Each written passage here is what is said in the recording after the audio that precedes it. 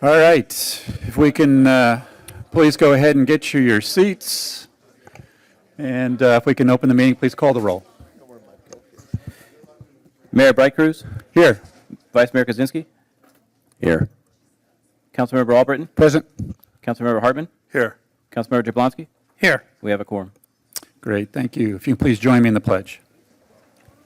I pledge allegiance to the flag of the United States of America and to the republic for which it stands, one nation, under God, indivisible, with liberty and justice for all.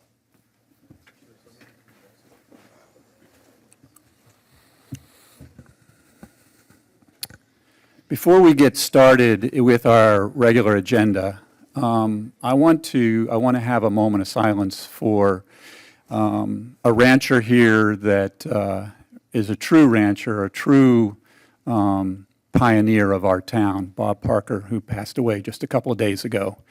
And so if you please join me in a moment of silence.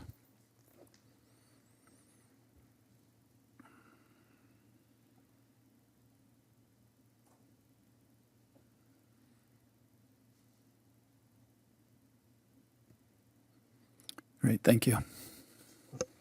Mayor, I will keep the town informed, and I'm sure you will when you hear about Jim, the funeral. Jim, maybe you want to just say a couple, I mean, we all knew Bob, but I know you were like best friends with Bob, so maybe if you can just say a couple words. I got a call the other morning from his wife that he wasn't answering his phone. She got nervous. She ran to the hospital. We met her there. And when we got there, they were bringing him down from the dialysis. He went up for dialysis that morning, he ate his breakfast, they washed him up, took a little shower bath or whatever in the bed, took him up for dialysis, and his heart stopped up there. They brought him back down to the room, and I was very fortunate to be there to give him part of his last rites. I was really, really proud of that. But Sunday at 2 o'clock, Fred Hunter Funeral Home on Taft Street, just west of 441 there. The viewing will be at 2 o'clock. They're not able to bury him until Tuesday at 3 o'clock, and the funeral will be at Opelika. But we'll keep you informed. I lost a true friend, and probably one of the best people that you'd meet. He'd give you the shirt off his back, and he will be missed. He is a true Southwest Ranchers pioneer. Thank you. Thank you, Jim. Appreciate you doing that. He truly will be missed. Our thoughts and prayers go with Judy and the full family. I do want to mention that item number 10, which has to do with the vote on cars potentially being on one of our park areas there, that is being pulled. We're not going to discuss that item. There was obviously a lot of outrage about that, so the item was pulled. Frankly, I'm glad that it's not there. All right, so with that, let's move on to our quasi-judicial item.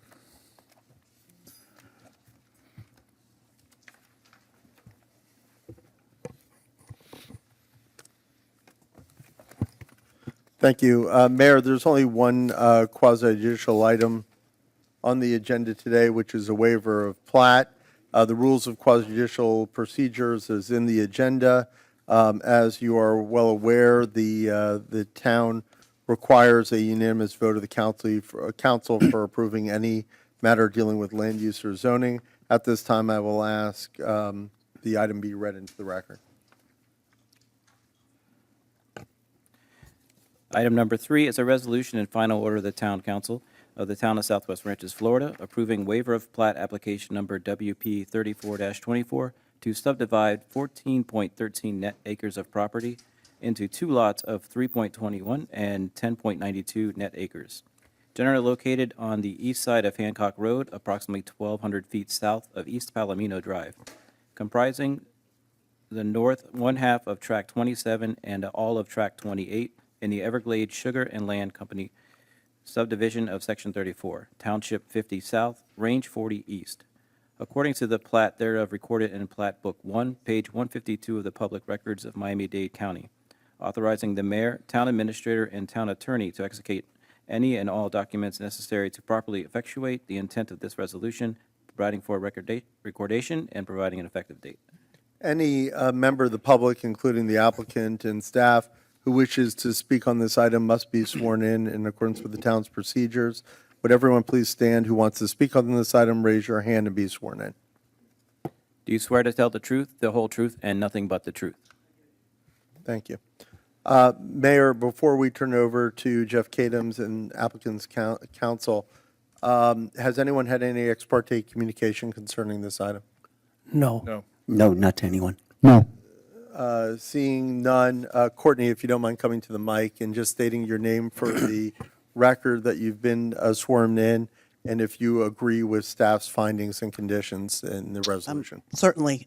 Mayor, Vice Mayor, council members, Courtney Crush, appearing on behalf of 5200 Hancock Road LLC, the property owner. With me this evening are Mr. and Mrs. Fisher, who are 5200 Hancock. I have been sworn, Mr. Town Attorney. I've reviewed, and we certainly agree with staff conditions of approval and are here to answer any questions certainly that you may have. Thank you. At this time, we'll turn it over to Jeff Kadams to make a staff presentation. Thank you, Keith. Good evening, Mayor, Vice Mayor, and Council. I'm going to summarize this, if that's okay with you, Mayor. It is. This property is the first one to actually, the first waiver of plat application to come to you since the amendments were done to change the eligibility criteria. Formerly, anybody who essentially who didn't have to plat could do a waiver of plat. Now it's restricted to folks who are homesteaded and have been homesteaded and owned a parcel for at least 20 years, or in this case, have 3 times the minimum acreage required for the lot split and agree to deed restrict that property against any further subdivision. That's the case here, and that's how this one qualifies. The 2 properties would be 3.21 net acres for the property closest to Hancock Road and 10.92 acres for the back parcel. The front parcel has a home on it. The back parcel has a barn and a storage building on it. There are no nonconformities that will be created or exacerbated by subdividing this property. They will share, the 2 parcels will share access via an existing culvert crossing and a 30-foot access easement, which exceeds our minimum requirement. And it meets all code requirements and exceeds all code requirements. The recommendation is for approval with some conditions, and this one has more agreements associated or documents associated with it than any other one we've ever had, but it's just the unique circumstances here. One is the recordation of a declaration of restrictive covenants prohibiting further subdivision of the property without town's consent. Recordation of a driveway easement and maintenance agreement, which is a standard type of agreement. Recordation of a quitclaim deed to dedicate 40 feet for Hancock Road. Recordation of a right-of-way encroachment agreement. And this exists regardless of the waiver of plat. There's an existing structural wall and fence in the right-of-way, or what would be right-of-way. Right now, it's in an egress easement. It pre-existed. It's been in existence for probably 20 years or more, as far as we can tell. That's a standard agreement. And the final recommended condition is removal of the dumpster and enclosure that were shown on the survey and proposed Lot 1. That concludes the staff report. Thank you. Before we turn it over to Ms. Crush, does any of the council members have any questions of Jeff at this time? Just got one question, just because it was asked me, and asked me about something I came across during my discussions with Russell. I wanted to know if this complies with Section 3 of 2022-007 of our ordinance regarding the restrictions. What section? It's the requirements. It shall be unlawful to subdivide the land without first platting the property in accordance. Yes, it does. It does. It does not require platting, and it qualifies for a waiver of plat. Yeah, I'd asked that about Russell. He said he'd send this to me, and I'd asked him. All right, that's it. Thank you. Courtney, you have any concluding remarks? Just that on behalf of the property owner, as I mentioned earlier, we do agree to a declaration of restrictive covenants to never further subdivide the two very generously sized lots. And just wanted to share with the council that the Fishers have been endeavoring to get a homestead in Southwest Ranches for a little bit, and are very much looking forward to being able to live on this property. And I am certainly available to answer any questions. Thank you. Does any member of the town council have any questions of Ms. Crush at this time? Seeing none, we'll open up to the public. If anyone has any comments about this item, please come in, state your name for the record, and been sworn in. If you have not been sworn, we'll swear you in. Noah Hollingsworth, 199th Avenue. I have not been sworn. Do you swear to tell the truth, the whole truth, and nothing but the truth? I do. My question is on the wall that is in the easement. Somewhere down the line, maybe, the wall will need to be replaced. At that time, will it be moved back outside the easement, or will it be replaced exactly where it was before? Perchance that it has to be removed and replaced. I just want to know, is it going to be in the same place, or is it going to be out of the easement at that point, if it has to be replaced? And I'd like to see it out of the easement. Thank you. Thank you. Any other member of the public wishes to speak at this time? Seeing none, public session closed. Courtney or Jeff, do you want to address that one question before I turn it over? Yeah, I'll just address that question. The agreement provides for the existing encroachment, but if the wall has to be replaced, it has to be located out of the dedicated right-of-way. Courtney, you agree with that? Yes, Mr. Polikoff, we do. Thank you. At this time, Mayor, turn it over to the council for a motion and deliberation. Again, you can approve, deny, approve with conditions, or table the item. It requires a unanimous vote of the council. I'll make a motion to approve with all the covenants. Second. Great, we have a motion and a second. Is there any further discussion from the council? This isn't going to affect my vote. This is just a personal opinion on there. It broke my heart when I heard about the barn being torn down. It is a historic property in our town. Historic for sure. property, big equestrian folks. Yep. Getting a beautiful piece of property. You are. Welcome to the neighborhood. No further discussion from the council, Keith. Okay. Councilmember Albritton? Yes? Councilmember Hartman? Yes. Councilmember Jablonski? Yes. Vice Mayor Kaczynski? Yes. Mayor Bright Cruz? Yes, Motion passed. thank you. Thank you. All right. Item number 4 is public comment. Mayor, we have 4 speakers tonight, starting with Gay Chapels, followed by Dee Schroeder.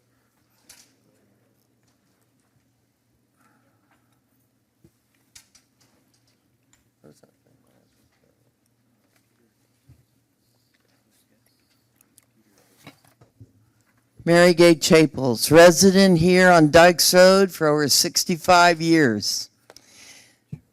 It used to be when people ran for office, in this town at least, you dealt with the facts, you dealt with the problems, you dealt with why you were running for office. Now, I see, Mr. Kaczynski, you just flat out lie. You don't tell the truth. And you put it in print. Text like this allowed? Yeah, really. No, you're not allowed to respond to me. I'm just telling the people, when you read this stuff, take it for whatever it's worth. Do your homework. There's a lot of lies out there. You spread them too. Dee Schroeder?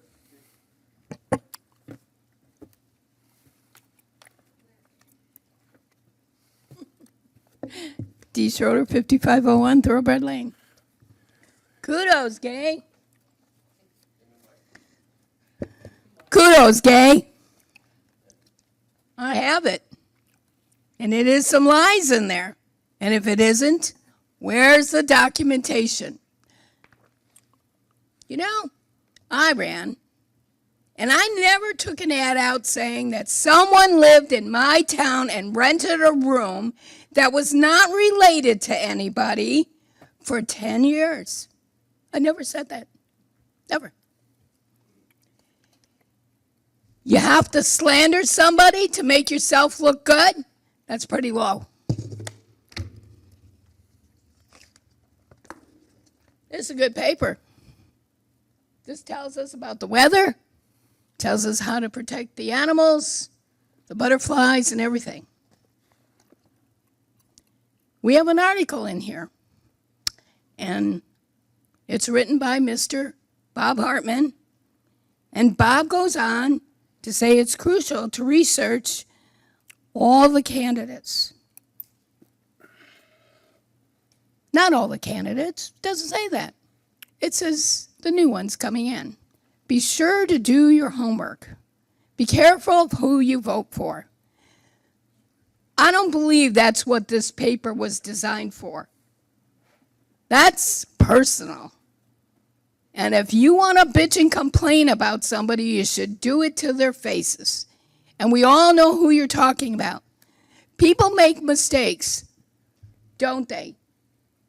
And it's up to us to be the bigger person to forgive and forget, especially when mistakes were made 30 plus years ago and they're still getting their faces rubbed in it.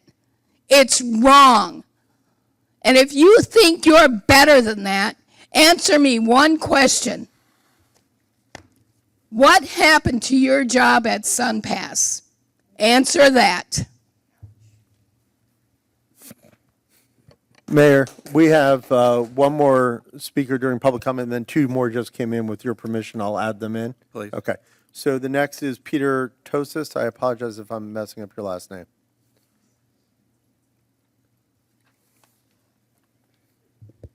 Good evening. My name is Peter Tosas, 6910 Appaloosa Trail. Peter Tosas, 6910 Appaloosa Trail. And I wanted to speak on the issue of the road between Hancock Road and Luray Road. That road, I know me and many other people, whether it's they drop off their children at Franklin Academy or to go to Flamingo West Park, there's a lot of potholes there. And I know many people, I've seen a person get a flat from it and they were waiting. I know that the town has been trying to fix it, and I've seen them replace and fix it, but I feel like there can be a better job on it because there's still more and more potholes that keep coming from it. And I know that there's not the only road there that has a lot of issues there on the pothole. Thank you. Thank Appreciate you it. very much. Yep. John Garotti, and final speaker is Debbie Green.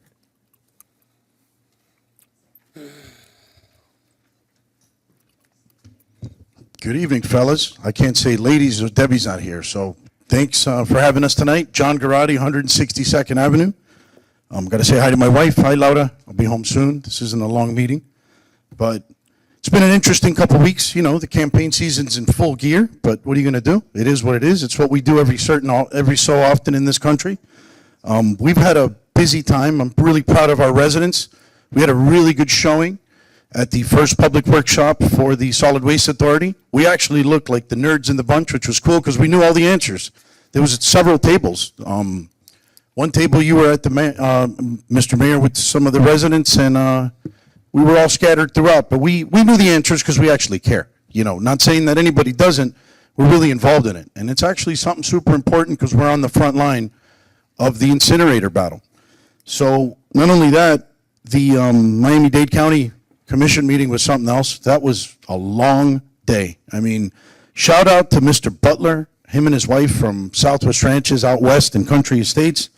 They was right behind Mr. Messam. He was on point, very proud, and I was like, you know what? You're something else. Amazing, longtime resident, made me proud to say I've been here for 23 years. The guy's been here for way longer than me. But all these experiences make you grow, you know, like you meet commissioners. The other day, I was at the Broward League of Cities for my second meeting. Who would have thought? John Garotti's up in here hobnobbing with mayors from other towns and councilmen. But it's an interesting experience. It's a learning experience. We got to meet our elected officials that were here at the advisory boards. Rebecca Thompson, superintendent's always there, slapping the high fives with whoever you can. You know, it's a good opportunity to meet who you can. My doggy daycare is how I got in. I'm not an elected official, but I'm an associate member, and I can talk, so they kind of like me. But what else did I want to talk about? I want to give a huge shout out to Cielo Farms. The owners here, Mike Rodriguez, hosted an amazing event at his nursery. Several dozens of people were there. We had well over 100 people. Hopefully that number doesn't get him in trouble, because we kind of get in trouble when we say numbers here, but it's okay. It was incredible. The feedback was amazing. He's in the audience tonight. Not everybody gets kudos, but when they're here and they're present, you got to give them their shout outs. What else did I want to talk about in 29 seconds? You know what? Let's be neighbors. Let's do what we got to do. Let's stop attacking everybody. It doesn't bother me one bit. I want to give a huge shout out to Harvey Logan and John Harden. Whoever in the world that is, let me tell you, they have just boosted my fame like you have no idea. But you know what? Coming from the car business, 30 years, you get used to it. It's fun. It's perseverance is what I do, but it's okay. We'll soon unmask who those folks are. But thank you guys again, and we'll see you soon. Debbie, you're up. Then, Mayor, we had two more come in. It's up to you. Sure, go ahead.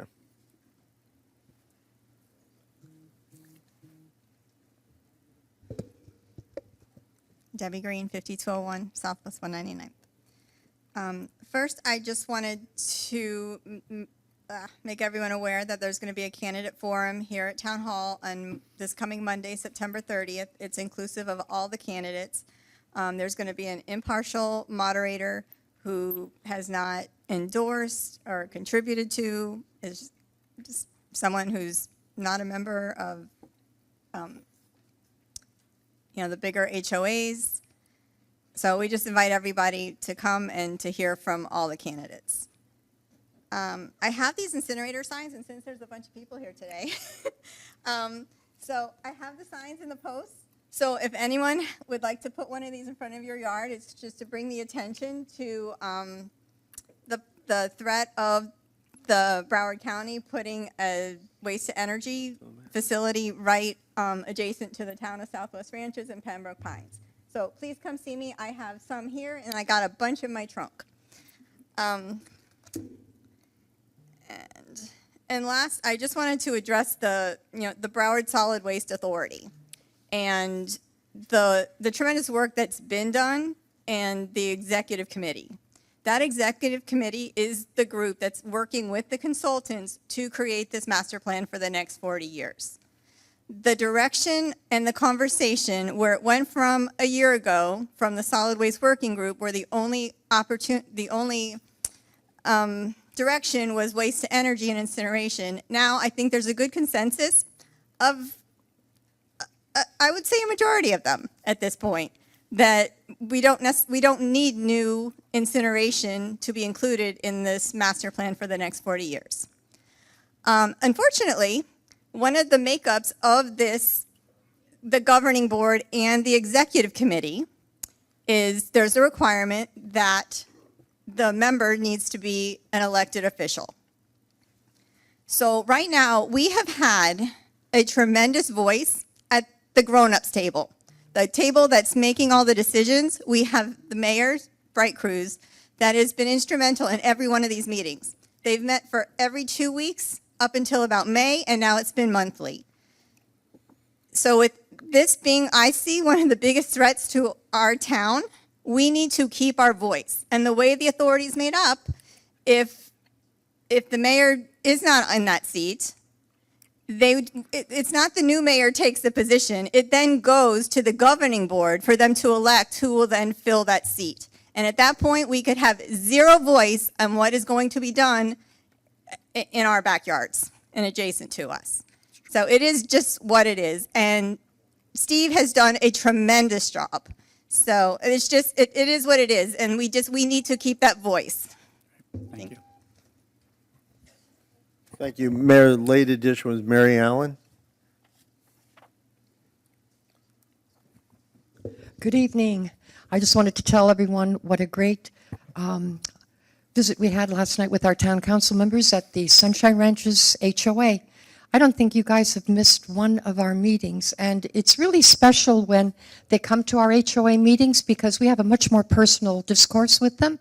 We can bring things up, it's not in a camera, and it's a really nice setting for all of us to talk to our council members, much more of a friendly, less formal seating.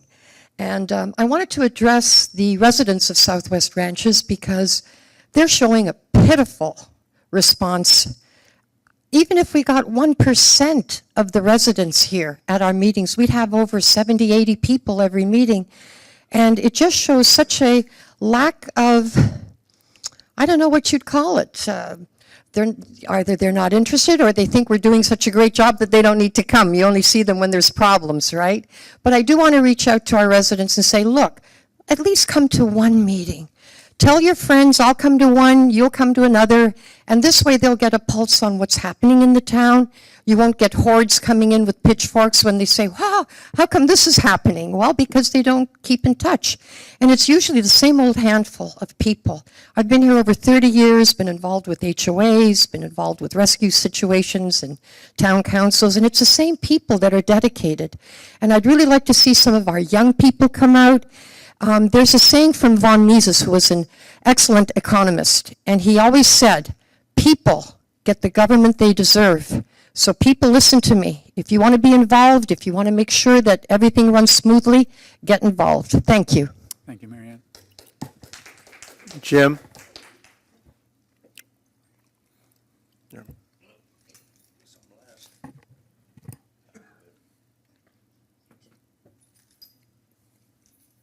Jim Lasky, 5780 Southwest 188th Avenue. Is this mic working okay? You just turn it a little bit. Okay. All right. Maybe that's better. Okay. I can't believe we're surrounded by the incinerator guys from top to bottom, left to right. Okay. Starting with Mr. Albritton, who's the president of the Broward League of Cities. Okay. The whole thing is very suspect at the very least. And now we're deciding on who to check on our vulnerability. That's an item, Jim, that's an item on the agenda for this evening. It wasn't taken off already? Nope, it's still on there. Okay, all right. We'll be glad to talk about it later. Awesome. Okay, but really, we got to look at who we're surrounded by. This is a fix, okay? And I don't like it, don't appreciate it, and you haven't said a thing about funding our operation that we got going now in the town's behalf. Thank you very much. Thank you, Jim. Thank you. Mayor, final speaker is Mike Rodriguez. Great, thank you. Good evening. Hey, Mike. About a month ago, I sent Emil an email. I wanted some clarity on the expenses that this town has on attorney's fees. The reason for that is Mr. Jablonski stated that Polyakov's firm, Polyakov and whatever other attorneys that are there, they only charge $300,000. Then I check and I see that there's a contract for $600,000. And then I see that there's a $750,000 payoff to Pembroke Pines for a lawsuit that we lost. So how does it work? Polyakov goes after a resident. The resident goes to court. He loses, he has to pay the town. Does the town have to pay Polyakov his attorney's fees, which he always tries to get? And if he's awarded, is that on top of everything else that he's charged? Where can we get clarity? Where is his contract? Where are all of the fees that this man has collected and his law firm and his other attorneys? Why is it that he has hired criminal attorneys to represent employees of this town? Have they done criminal offenses to anybody? Why would a town have to hire a criminal attorney when you have a firm full of attorneys? I do not understand it. Every time I come up here and every time I come to these town meetings, I feel like I'm in a David Copperfield a concert in Vegas. You know, everything is sleight of hand. Nothing is real. It's only presented the way that you guys want. I'm not saying anybody in particular, but I know his shady things that he does is insane, insanity. All right? And things are coming. They will be here, but who do I have to contact to get clarity on what his contract says, what he's supposed to do. If we lose, which he's lost to me in every appeal I've done, because nobody can win in the magistrate here, because he controls it. But aside from here, you can win. So when an attorney gets paid for beating him and the town, who pays for that?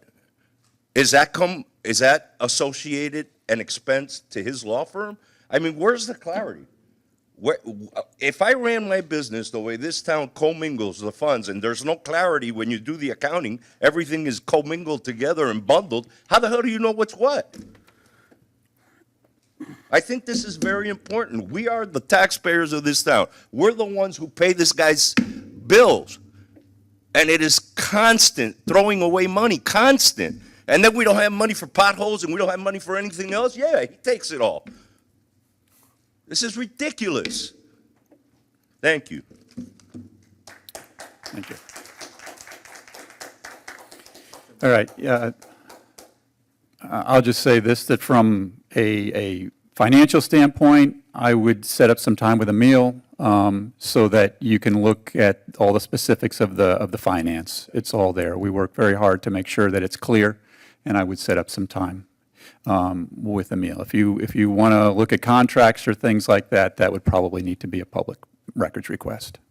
Okay? Yes. All right. So that's the end of public comment. Is there any board reports this evening? Yeah, Mary Ann.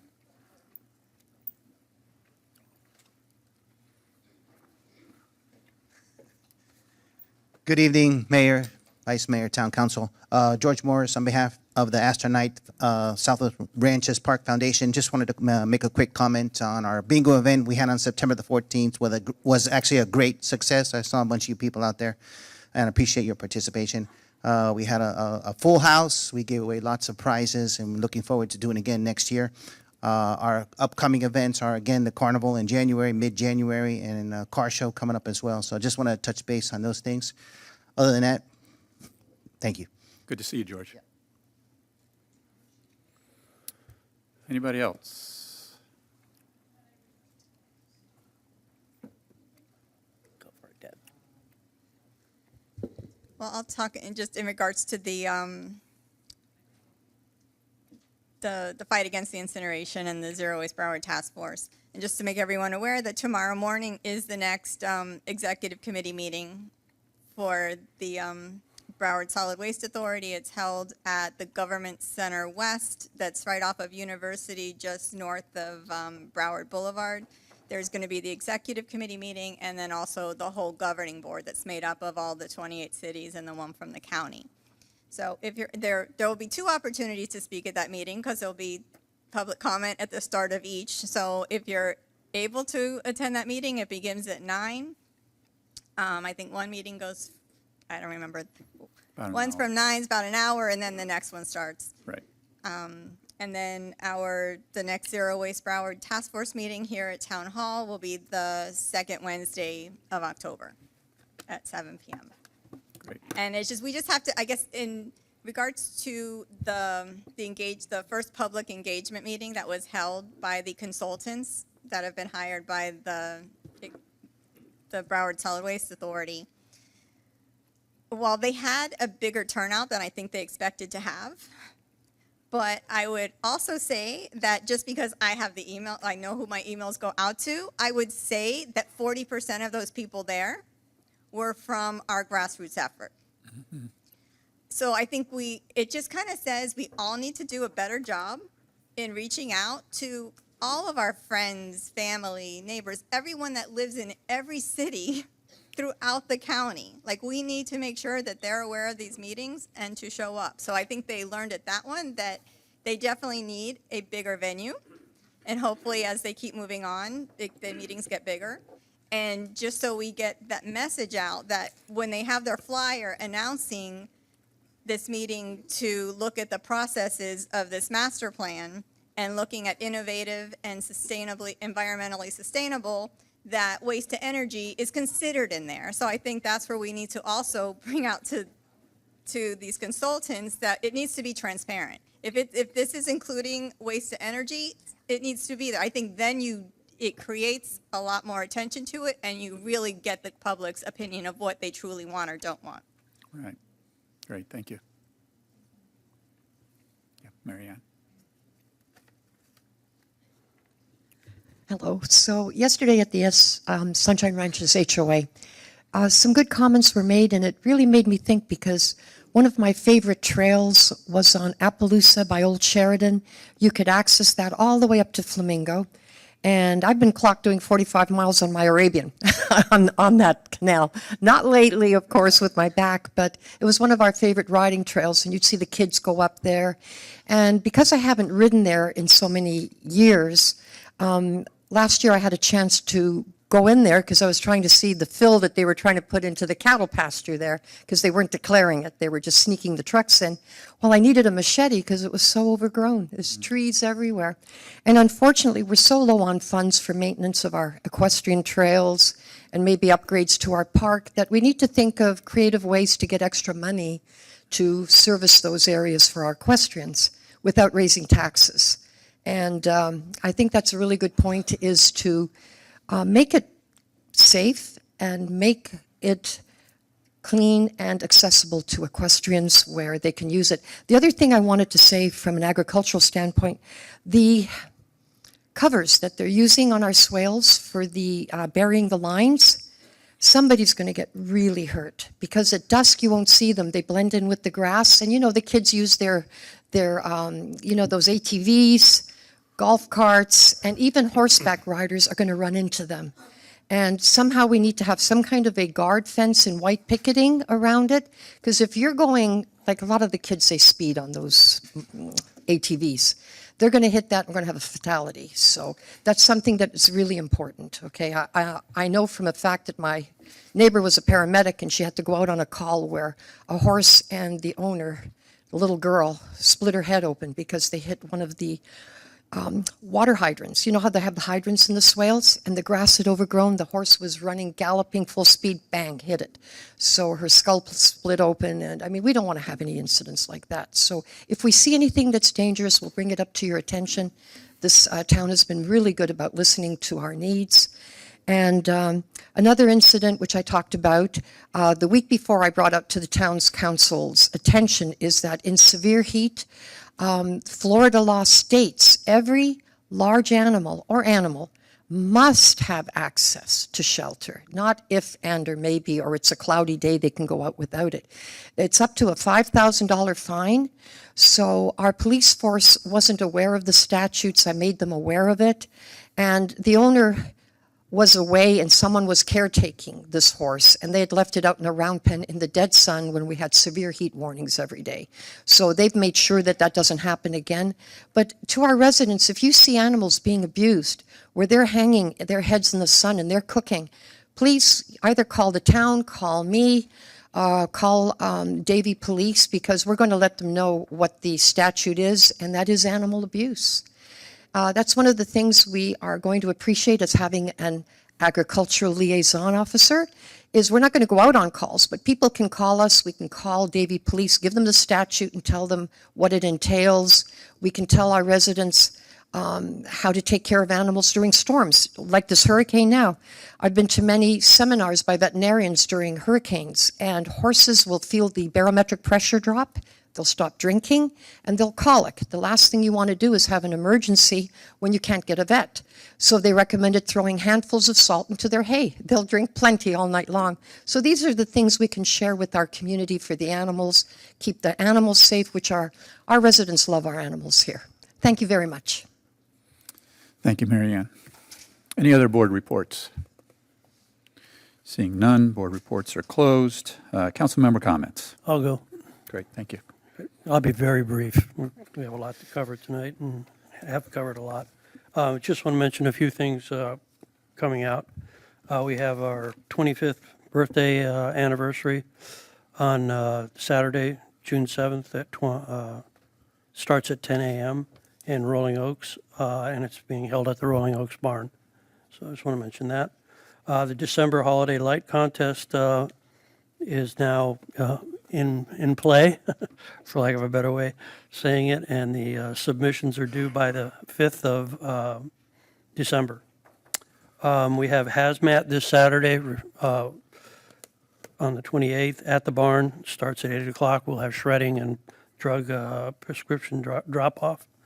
That's a go in spite of the storm, so it's been checked by three different methods.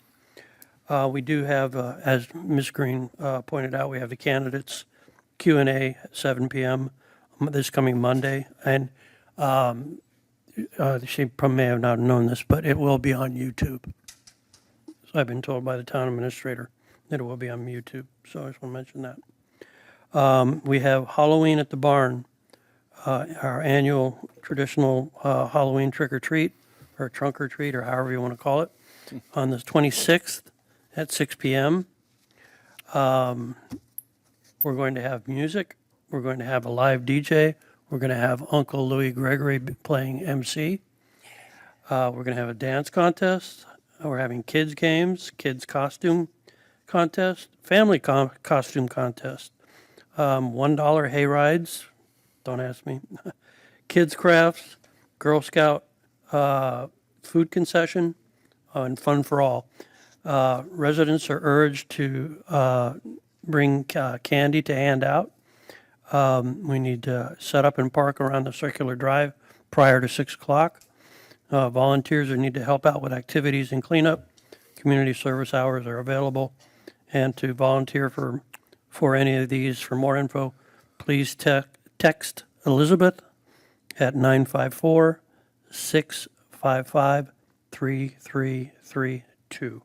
And that's this Saturday, October 26th, Saturday, from 6 to 9 p.m. at the Rolling Oaks Barn. The last thing I want to mention is my prayers go out to Judy and Parker, losing her husband, Bob. We all feel the same way. We've all known Bob for many years, some of us decades, some of us longer than that. It seems like he'll be sorely missed. He was one heck of a neighbor. I can tell you that. He was always had a good word for me, and I always appreciated it. So, and I'll end with that, Mayor. Thank you, Gary. Who'd like to go next? I guess I'll go. Go ahead, David. All right, thank you folks for coming out. David Kaczynski, District 4. Let me begin my thoughts on Bob. I went by, and it's really strange, and I went by last Saturday just to see him and just checked in and say, hey, how you doing? Sat with the family a little bit, and I didn't realize, it was really sad when I learned that he had passed away. And when I got the text, I didn't call Judy at all. I got in my car, I drove to her house, and I waited there until she came home because that family meant so much to me. They were the folks that really encouraged me to seek this office, and it really, really broke my heart when Bob passed. And I hugged Judy a lot. It really, really was sad. All right, on a lighter note, the Rural Arts and Design Advisory Board is putting on a Halloween decorating contest. Get your houses decorated, get your application in. We already have applicants. The deadline to make an application is October 18th. The judging will be on October 21st, and awards will be issued on October 25th. So that's the Rural Arts and Design Advisory Board will be making those judging on that issue. Another issue with regard to the incinerator, I bring this up a lot because it's really important. One of the core issues for us to fight the incinerator is to increase the good recycling. And that's what the Zero Waste Advisory Board is doing to implement policies to help promote recycling. A couple of things that should not ever go in your recycling bin are plastic bags like you get at Lowe's or Home Depot or Publix. Those things clog up the sorter, and they have to shut it down and have two guys get down there in the heat and start cutting the bags out of the sorter because it just clogs it up. The other thing, plastic bags, no styrofoam. Styrofoam contaminates it, doesn't belong in recycling. And the last thing is pizza boxes. Yep, cardboard's recyclable, but not if it's contaminated with oil or whatever's from the pizza. It doesn't recycle at all. It's garbage. I want to thank and recognize our volunteer fire department. They came out and removed a tree that fell across Mustang Trail today, and right by the Winston's home. It blocked the road completely, and they came out and got the tree gone. And last, everybody knows about Hurricane Helene. Keep those folks in the Panhandle in your prayers. I was in Tallahassee 5 years before I moved here, and in Panama City 16 years before I moved here.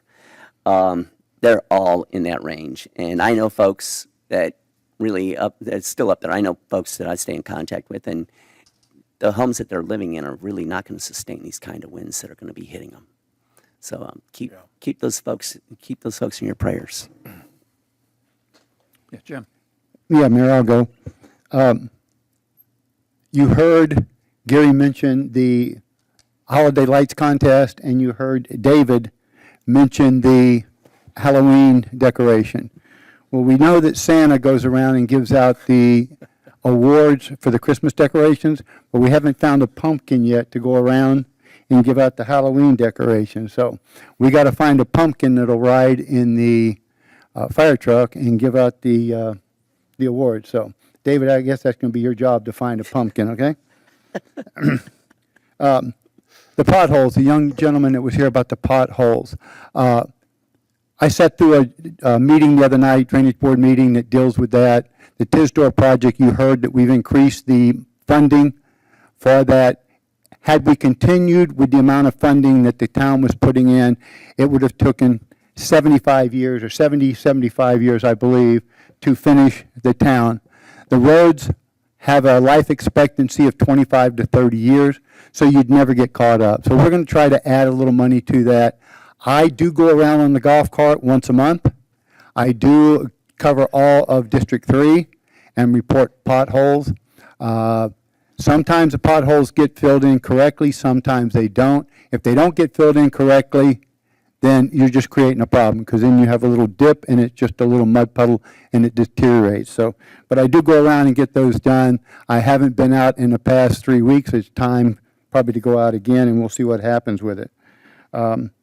As far as the Broward League of Cities, I think you know that I am on the board of directors for the Broward League of Cities. We did have, as one of our residents just mentioned, a general membership meeting where the sponsors, where the people that register their businesses come and speak and listen. And at that meeting, I was able to meet our new school board representative, Ms. Rebecca Thompson. She was here at the school advisory board interview, did quite well, and I was very proud that she won. I had a chance to say hi to her and welcomed her and told her anytime she would like to come to town, that we'd be more than happy to have her. We don't have any schools in our jurisdiction, but I'd love to have her. I want to say thank you to Mr. George, all right, for bingo night. It was absolutely a blast. Everybody had fun. It seems like that it just gets better and better every year, and you've got it down to a science, all right? The jokes, well, whatever, but this, you got the calling the stuff down to a science. I really appreciate that, right? And I want to thank Mr. Jim Lansky. Thank you, sir. I did not know that I was the president of the Broward League of Cities. I am quite honored. If you think that I'm the president, I am simply a council member that sits on that board, okay? I was not running for that office, did not run for that office, all right? I am simply a council member that sits on that board and listens to what's going on. I speak, what's that? Was I ever what? Hey, let's No, no sir. back and forth. No, Come sir. I on. was never president of that board. So anyhow, that board, I speak to that board every single month, and we talk about incineration, waste, recycle, refurbish, reuse, and that's the main thing right there. We have to learn how to stop garbage from going into our landfills, and that's what we talk about. So All right, Mayor. Jim. So I just want to say thank you to the residents. for participating, for being there, and for all the volunteers that take place around here, and for the town staff for the work that they do. Thank you. Bob. Thank you, Mayor. Yeah, I just wanted to say a couple of words about Bob Parker as well. I've known him about 15 years or so, and we all have our stories about him. He was a humorous guy. I mean, when I'd run into him in the parks, when I'd see him out of his golf cart running up and down the roads in Sunshine Ranches, he always had something fun or funny to say. He's one of those people that you could always count on him to be there as well. I mean, there wasn't a Sunshine Ranches or a town event that the Parkers weren't at. So people like that, you get to know them well over the years because they're always there. So we'll miss him, and of course, prayers out to Judy and the family. It's funny what happens in political season. All of a sudden, the work I did at SunPass is a scandal. I'll tell you the rest of the story. I left SunPass to go to work for Tyco ADT when we split the company back, I don't know, a long time ago. But that's coming up now. I had a great career. Everybody uses the automatic collection system when you drive through SunPass. No more toll collectors. That was $1 billion project. That was one of my projects there. So say what you want about my time at SunPass. I had a great time there, and I had a good part of my career there. We also had, this is the wrong time of year, folks, to come out and, we hear some people singing the praise, and then the ones that are running against. You also heard that I put a comment out there to look into the people that are running. It's really easy with the national elections because it's in the news every night. It's really easy in the state elections because they run ads constantly. Our folks are sending out circulars. Why did I say look into these people? The people that are up here, they've been on the council 4 years. Steve's been on the council all in about 20 years? 16 years, okay? They have records. They have track records. If you read the town newsletter, they write almost every month. You know where they stand. Find out why the other people are running. Find out about their backgrounds. Look into who they are. Make your own decision. Not telling you how to vote, but make your own decision because there isn't a lot of information other than what you're getting in the mail right now. And from what I'm hearing, it's all lies. But here's the other side of it. I get accused of attacking residents. That claim was made at the last meeting. That's right after the person got up, after we were pretty proud of the fact that we're able to hold the line on the taxes. That person said their taxes went up $7,000. We didn't raise taxes. Now, maybe that was from, something to do with Broward County, the school board. I'm not sure in those regards. But, when somebody makes that kind of a claim, I'll go look into it. Well, that person actually had a $3,400 savings on one of their pieces of property, and the other one went up $291. But we get attacked because we're lying. We're not telling you the truth. All I'm asking you to do is to look into this for yourselves. I don't have much else to say. Thank you. Thank you, Bob. Just have a couple of things I want to talk about. First of all, the potholes, I appreciate you coming up and saying that. I want to make sure that, I should have said this earlier, Russell is not feeling well tonight, so he's joining us on the phone. So, Russell, assume you're still there unless you... Fall asleep. He's here. Excellent job, Russell. Thank you. So, Russell, I just want to make sure that we look into that issue with the potholes, make sure that gets looked into and handled, please. For sure. I can tell you that at this time of the year, it's a constant source of discussion between myself and the Public Works Director, Rod Lay. So certainly we'll look into this, Mayor. Thank you. It is a tough time of year with all the rain and the trucks go on it. The roads break up much faster here. We do, as Jim mentioned, we do have the TISDOR program, a program that actually I designed about 15 years ago to do repave all the roads in our town. And it's about a 30-year project because it's just ongoing for the life of the roads. And so that's underway, and we've done about 25-30% of the roads at this point, and we're continuing on.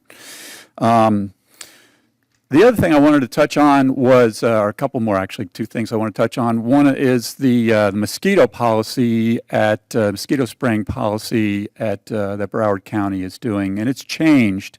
And you may have come across this, you may be aware of it, and I wanted to put some information around it so you understand where we are and what we're trying to do. So the policy has changed. It used to be that we would get, when the mosquitoes got bad out there this time of year, bunch of neighbors would get together, we would all call Broward County, and they would then schedule a spraying, either through the truck going up and down the roads or some sort of an aerial spraying. For whatever reason, we were not notified ahead of time, but for whatever reason, that policy has changed. Now, if you call up and say, hey, I've got mosquitoes out here, they send someone out who puts a trap out there within 24 or 48 hours. Then they come back about 24 hours later and check on the trap. And then if there are mosquitoes in there, they come out and spray your yard. Not your neighbor's yard, not up and down the street, but your yard. Because we all know mosquitoes, they won't move from one yard to the other, right? They're going to stay in the one yard. So this is a policy that just does not work. It may work in other places where they don't have as much water as we do out here, and maybe the mosquitoes stay at home, I don't know. But at any rate, we are setting up some conversations with Broward County to express our displeasure with this change in policy, and we are working to try and get that rectified. I will keep you in the loop on that. The last thing I wanted to touch on is I went to an annual meeting that Broward County puts on. I went to it today. It's their resiliency roundtable, a fascinating meeting that talks about all of the plans that Broward County is doing to address really the future and all the changes that we know are coming mostly from a weather and sea rise and all that type of issues that are coming our way. And so it goes through their long-term planning on that. And so it was a fascinating morning and half an afternoon listening to that, a lot of great information. And I did want to report back a couple of things that really stuck out to me. Many of you are probably aware of the impoundment area that is out on the end of where basically C11 and meets the US 27. And the state bought a lot of that property there to build a huge impoundment area, which is basically in heavy rainfall areas, they will fill that up with water to relieve some of the flooding that's in the area. Well, the good news there is they actually signed their first contract earlier this week on Tuesday, so the work on that is going to be starting relatively soon. It's the clearing contract, so that's going to happen first, and then it'll go on. I did ask a follow-up question, when do you think it's going to be completed? That's what everybody wants to know. And they said it'll be 5 to 6 years, so that was not the best of news, but at least it's underway. I did ask them also another follow-up question, is that, do we have to wait 6 years before we see any benefit? And they said, no, it'll come opening up in different parts. So we should start seeing some benefit, I suspect, in probably about 3 or 4 years from now. But at least it's underway, which was a big plus, because as far as I'd ever known, it was just sitting out there waiting to be done. They are also, one other fact, there's a ton of information, I'm not going to go through it all, but one other item that came up, they're talking about doing a seawall basically to protect this part of South Florida. And they're debating between a 5-foot seawall, a 7-foot seawall. The 5-foot seawall will handle up to a certain amount of rising sea level, which probably is not adequate. So they're leaning towards the 7-foot seawall, which is pretty incredible to think about. But it's just to give you an idea, they put a price tag on that of $30 billion to do that. So it's a big, huge project. It is in its infancy, and we'll try and keep you up to date of that as we continue to make progress there. But just information if you're wondering where that goes. All right. So that is my comments. Do we have any Mayor, legal? Yeah, go ahead. Can I jump in for Sure. just a couple? I apologize. Just a couple of things real quick. I just got a message from Mrs. Albritton. There's a time change for Bob Parker's funeral. It's Tuesday at 10 o'clock at the Vista Memorial in Miami Lakes. And also, just want to make mention, another message, tell Jim we don't have a pumpkin to award the Halloween, but we do have a witch who will go. I'm not going to comment on that at all. No throwing it comment. out there. No comment there. So they Okay, found, please, they found Keith, somebody. Keith, bail us out. Mayor, obviously, to begin, my thoughts and prayers are with the Parker family for the loss of Bob. I truly appreciate Councilmember Kozinski getting me on the telephone. I had called him when he was at the Parker home so that I could express my condolences. So I really appreciate that, and he will be missed. Although I normally don't, I am going to address a couple of quick comments that were made by a member of the public, just so that it's clear. At 6 p.m. today, the town council approved the budget for the town. The budget contains all of the financial expenditures and budgeted expenditures of the town. If you want to know what the town attorney's department gets paid, which is more than just the town attorney, you can go to that section of the budget. It's completely itemized and outlined. It says what is paid to the magistrates, what is paid to the attorney, what's paid to every single department within that area. My firm itself, it's not a secret, gets $175 an hour for the matters that we do bill to the town, which is not everything. Please don't shout out, okay? Please don't shout out. Mike. Okay? You want me to, did you just say to me, do you want you to beat my ass? I am a witness in your trial, and you're saying this to me? Yeah, okay. All right. I am giving that to the state attorney's office tomorrow. On the record. All right, on the record. On the record, you just said that to me. Okay. So I can address this, and I'll be addressing this tomorrow as well. So we get paid $175 an hour for the matters that we do for the town.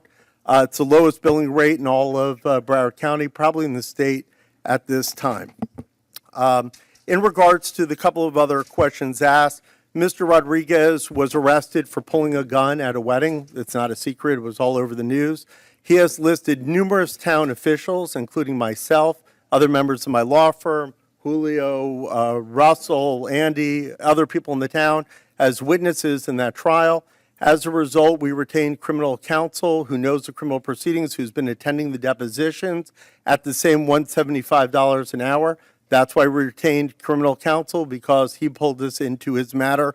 We are listed as witnesses in his case. In addition to that item, I do want to mention his question about money paid to Pembroke Pines. There is no secret that when the town lost the CCA case by jury decision, we ended up paying Pembroke Pines $600,000 as reimbursement for costs, fees, et cetera. But that was for another reason, and I think that got lost on whoever is spreading this rumor.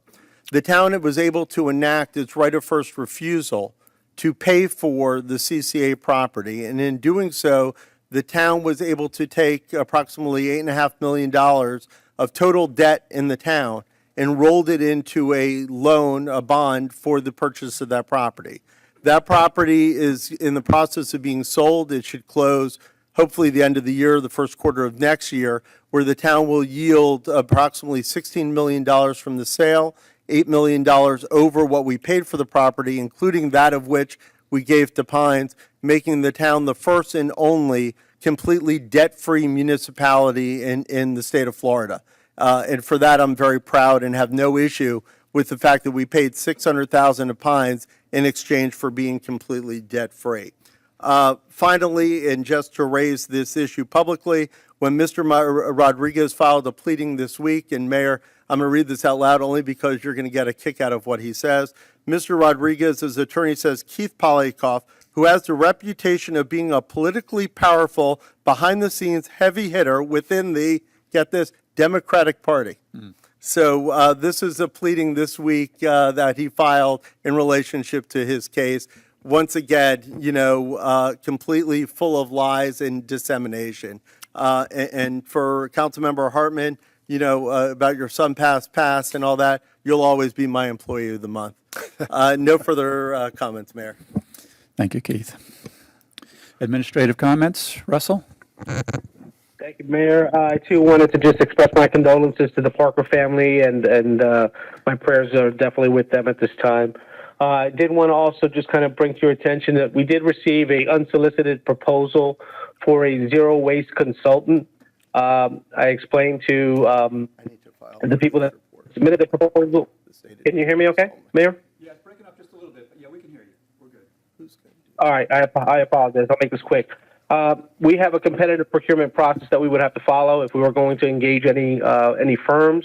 So what I'm basically seeking tonight is direction from the town council if they want us to seek basically to put out a procurement for a zero waste consultant, and if so, we will craft the request for proposals and have a formal competitive process to select a zero waste consultant for the town.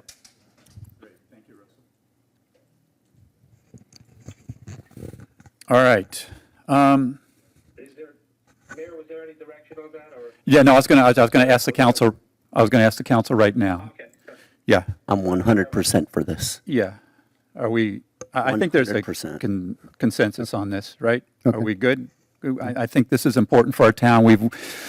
Hey, let's face it. At the end of the day, as has been stated here, the little town of Southwest Ranches has become the leader for zero waste in all of Broward County. There's no two ways about it. There's no two ways about it. And we should be incredibly proud of what we've done in that way. When we went to this public session, we far outweighed any other municipality in Broward County. We probably had about quarter of the folks there were residents, and not just the people that that we see all the time here, but because of the outreach that those folks have done, they reached out, and a whole lot of other folks. So we are leading that, and I couldn't be more proud of our town for what we've done in that area, and how so many other communities have talked the talk without walking the walk. And we have talked it and we have walked it.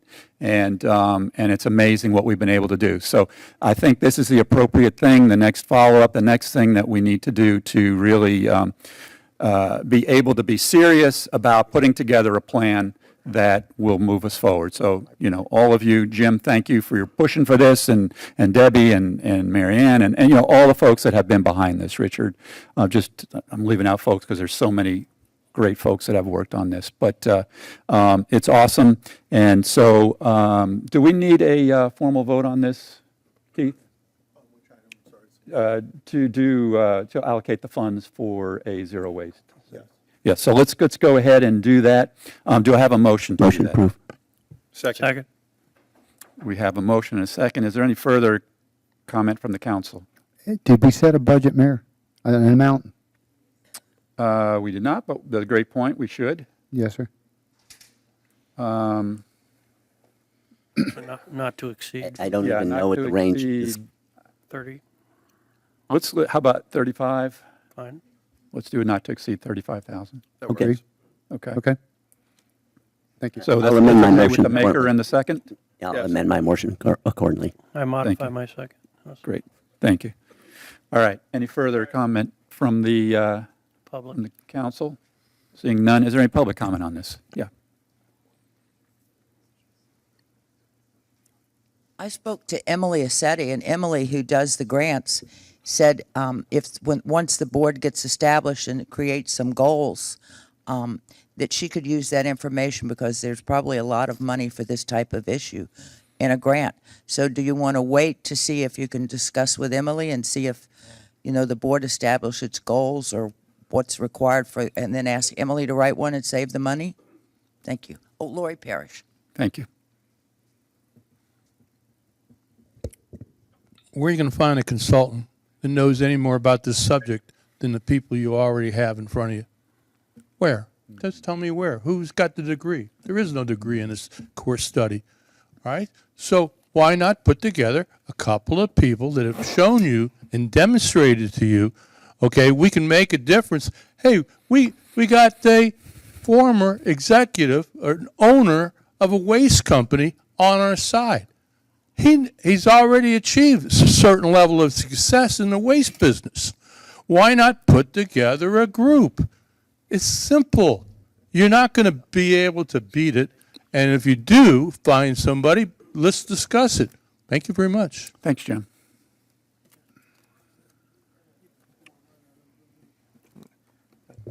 Debbie Green.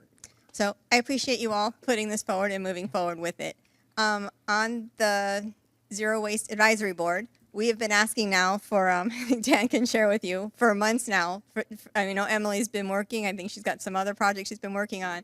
But we've been at, because we know there's tons of grants out there that are available, at this time. So I know that Emily's working on it to bring those opportunities back. But at the same time, that there's going to be a lot of opportunities. So, but also having the consultant to help to put this plan in place. And these are consultants that have done this now. They've done it in Gainesville. They've done it in Alameda in California. They've done it in so many, in Texas, all throughout the country. Right. So, I mean, these are the folks, they started where we are. They were the grassroots effort people. They were the proponents of it. And they have the knowledge, and so I think it's important that, yes, we need to get those grants because the costs are a lot, but also looking at a zero waste consultant to help get this process moving, because now we've been aboard for maybe 6 months. We keep talking about it. Like you said, we got to walk talk the talk, but we got to walk the walk. Right. Thank you. Thank you.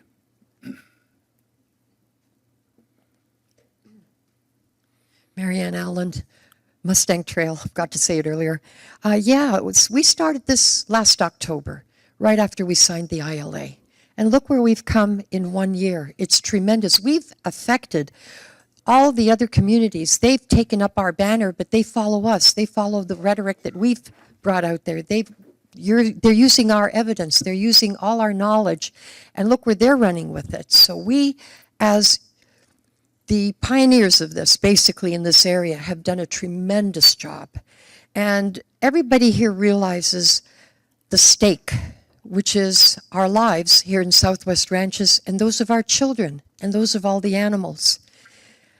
The mercury that you find in the fish in the Everglades first came from Old Smoky, the first state-of-the-art incinerator, and every other incinerator was state-of-the-art at the time.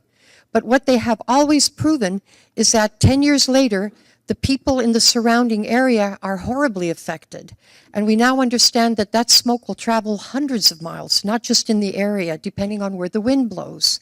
We now find that there are microplastics in every human being, in every fish, and every animal, from the plastics that are burned in incinerators. That's what we're breathing in. They're so small that they pass through the brain barrier. So here we go. We're fighting an incinerator that could affect the quality of our lives, the water, the very soil that our animals graze on, that the food that we produce. So this is one of the biggest fights, and I give you kudos for taking the charge, leading the charge, and now you're going to get a consultant which will help us have the authority and the knowledge to lead us forward. Thank you. Thank you, Marianne. Any other public comment? Yeah. I kind of didn't hear John Garotti, 162nd Avenue. I kind of, with the shenanigans and all. Is it the RFP was for the zero waste consultant? I didn't hear that properly. So that's awesome. That's great news. So now we have a direction. If we hire a zero waste consultant, we can make a roadmap, a plan, which is exactly what we need. All the theory in the world will never go down unless you put a plan together, and salute. Thank you. It's something new, right? Who in the world would thought, you never thought we'd be talking about this in Southwest Ranches, but it is what it is. Things change, things appear. We got to be able to move. So a zero waste consultant 20 years ago would have been like, hey, what are you talking about? But now that's going to be the hottest topic. I get emails and text messages, zero waste, this, that, and the other. That's a new, huge industry that's going to unveil itself to a theater near you. But good job. I'm glad we're entertaining that. It's a royal pain to convince people to not throw things where they're supposed to be thrown. And, it's for the children. I mean, we're old. Think about it. I'm 50. In 40 years, 90.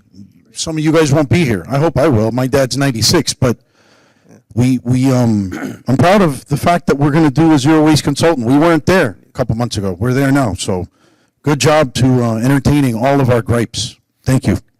Thank you. Any other public comment?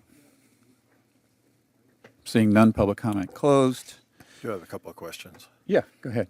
I have no issue with 35 grand for this, but I am not clear on what we'd be buying for the money at this great, point. Yeah, great question. I mean, from my perspective, what we're looking, remember, this is for the board that we have in place, the town board that we have in place, and that it is basically looking for them to help us develop a plan to put together the recycling, composting plan for our town, the things that are still under our control, and be able to talk to us from the point of education, from communication, and really putting together the plan to make it successful. That's my perspective on it. Sure. I just have keep hearing Jim talk about, we need to be sending our composting up to the Okeechobee area. When I think of the Solid Waste Authority, everything we're talking about here are things I see them doing. I see the Solid Waste Authority dealing with zero waste throughout the county, the recycling that's necessary, the reuse, all the different permutations of zero waste. What would that leave us to do?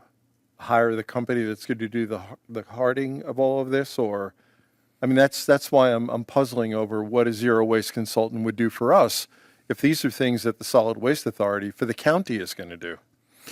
Yeah, so I would say a couple of things there. Number one is the Solid Waste Authority, and which I'm obviously a part of and excited about what they're doing, and the plan that we're coming up with. However, that plan is a 40-year plan, and it's going to have to wait for all these contracts for different municipalities to come in. So there's a significant gap between where we are today and when they really are in full swing with everything they're done. So we'll be interim then. So we'll be interim during that period. And even now, today, it would be one thing if we were to say today that, we do recycling. But do we really do recycling? 33%. We have so much, we can do so much better with what we're doing today. And so I'll be looking for them to put together the communication training and really the experience on how other communities have gone from where we are today to getting up to 75, 80, 85% recycling. Good. That's really what it is. Thank you. Yeah. Mayor, if I may, this is not in the budget. Am I correct? Right. So, I mean, well, I say that, I don't know if this is a question for Emil or for Russell, but give us an idea where that money would come from. It would have to come. So we had this money in the budget for fiscal year 24, which obviously ends on Monday.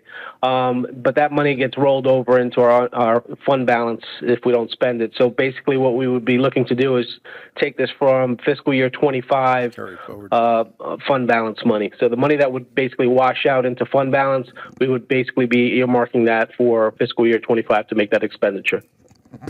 Great. Thank you, Russell. That makes sense. Mayor? Yes, sir. We had 3 residents that took this class for recycle, reuse, refurbish, and they did a great job, but they do need a little help to kind of pull things together. I heard from them that this was such a monumental task that they were just overwhelmed. They did a great job, don't get me wrong, but they were speaking with people that's been doing this from other countries for 20 or 30 years. So they had the knowledge. If we could pick just a piece of that off, it'd be nice. It would be. Yeah. Great. All right. Any other discussion on the item? Seeing none, if you can please call the roll. Councilmember Albritton? Yes. Councilmember Hartman? Yes. Councilmember Jablonski? yes. Vice Mayor Kaczynski? Yes. Mayor Bright Cruz? Yes. Motion passed. Thank you. So, Russell, I think you're still up. Yeah, I have just 2 quick things. One last thing. One other thing was the Halloween contest that that was brought up earlier on the council member comments. We have some applications in the back. If anybody wants those, they're available to be picked up.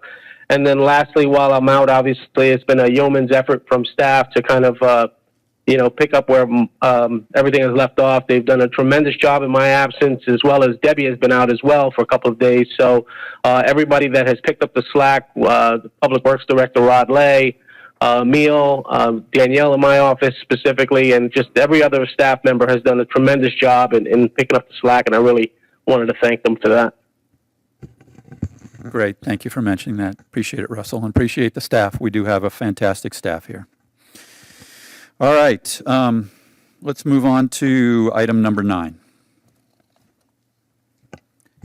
Item number 9 is an ordinance of the Town of Southwest Ranches, Florida, amending the Town of Southwest Ranches Comprehensive Plan, Future Land Use Element Policy 1.8P, and the performance standards for the U.S. Highway 27 business category in Part 2 of the Future Land Use Element entitled Permitted Uses and Future Land Use Categories, pertaining to potable water and sanitary sewer facilities required to serve development designated as U.S. Highway 27 business category on the Future Land Use Plan map, providing for transmittal to the State Landing Planning Agency and other review agencies defined in Florida State Statute 163.31841C, providing for recertification, providing for conflict, providing for severability, and providing for an effective date. Application number PA 24-2, and this was approved on first reading August 8th, 2024.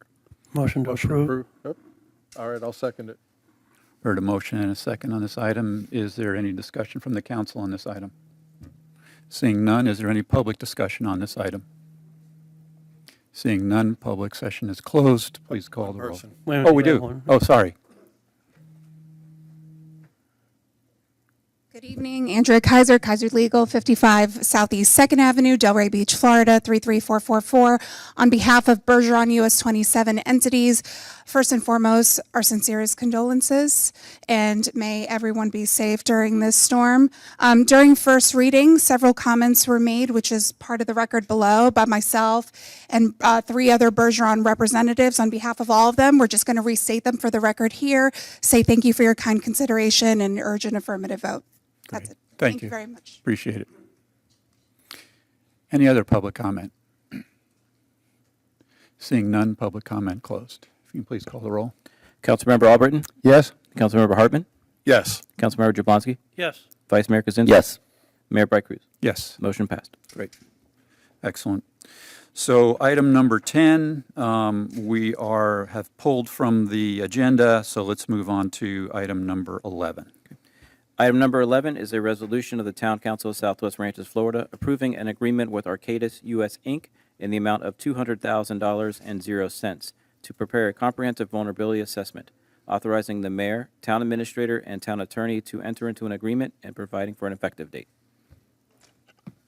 Do I have a motion on this item?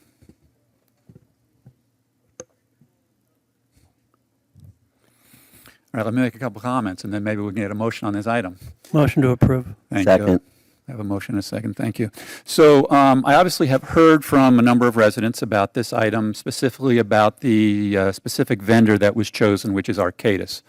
There are concerns about Arcadis because there was a study done by Broward County in 2015 where Arcadis performed that study. They were requested by Broward County at that time, and this is why it's been an uphill battle with the SWA ever since, and why we started out, as we said earlier in this meeting, incinerator, and now we're working to turn that around, and we've done it to a large degree. But it's because of this original study that was done in 2015 by Broward County, that was done by Arcadis, and the Broward County asked them to come up with a solution that would be associated with an incinerator. Basically, they asked for 3 different solutions, 3 different alternatives, where they could choose how to get rid of the solid waste ending up in a waste-to-energy facility. Okay, so that was the specification that they gave to Arcadis, is that we want 3 different options for incineration. And so that's what Arcadis did, was they put together a study, which I personally have read, and before I was informed, I read it and I saw that, Oh, yeah, they gave 3 different options, and guess what? No matter which option you choose, you're talking about an incinerator.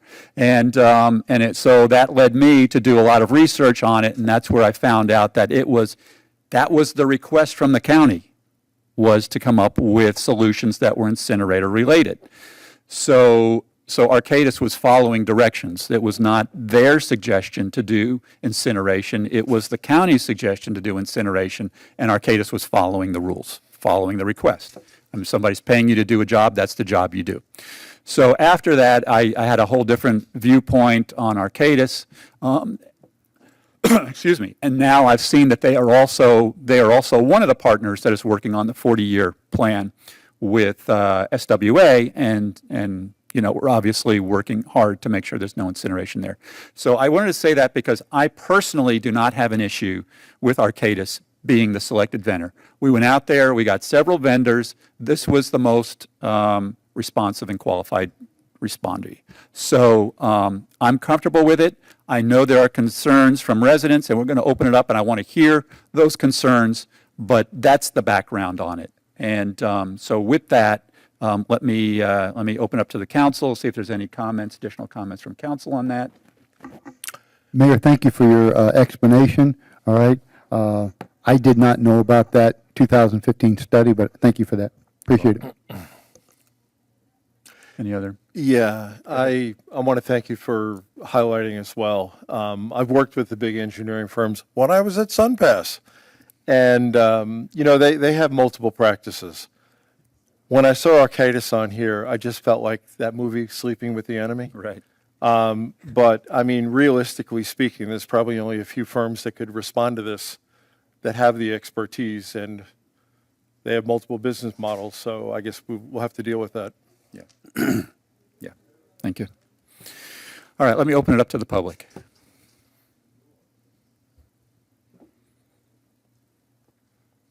I'm one of those people, Lori Parrish, Luray Road.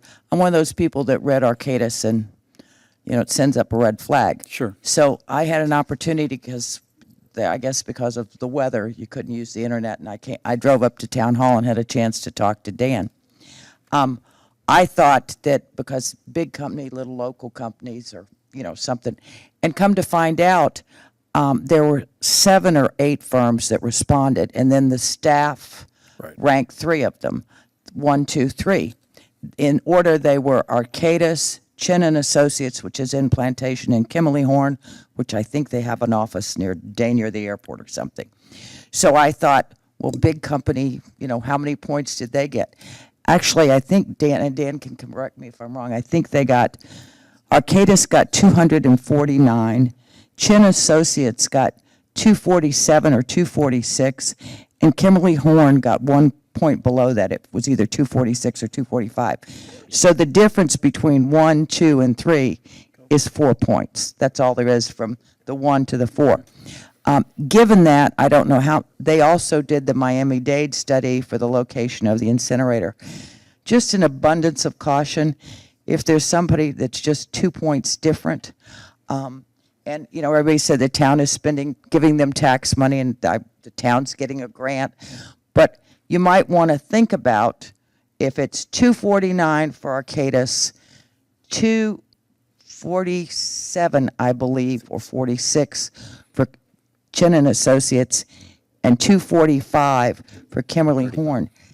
With 250 points, that's not a big spread. Thank you. Thank you.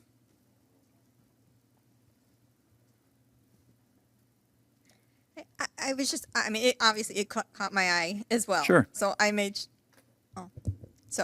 sure to read the whole agenda. So unless I'm missing something, the way I read this is a grant that has to do with drainage. It doesn't have to do with incineration. It's Correct. just Arcadis. This has nothing to do with And it has nothing to do with, it's only drainage. Okay. You read it properly. I wanted to make sure that's what I read. There's no way an incinerator and is I'm getting glad into that, this. yes, and thank you for going through so that everyone else understands how they work and they take the direction of who's giving them the direction. Thank you.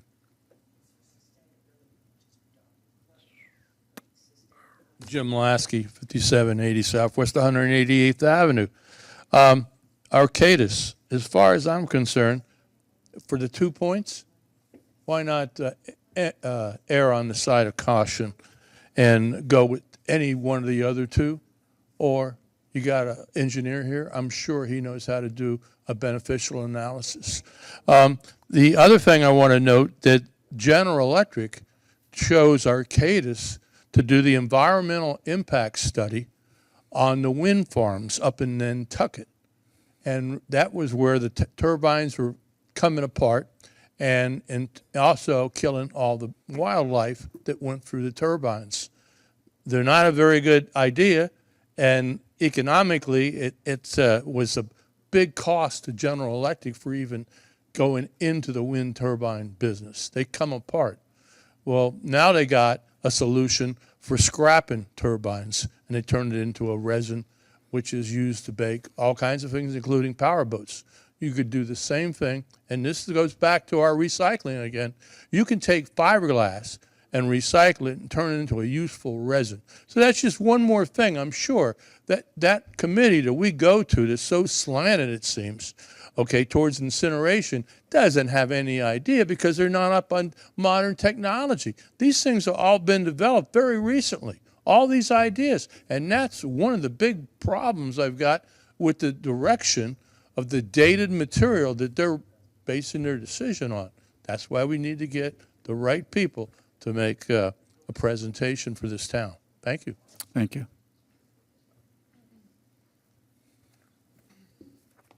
Marianne Allen, Mustang Trail.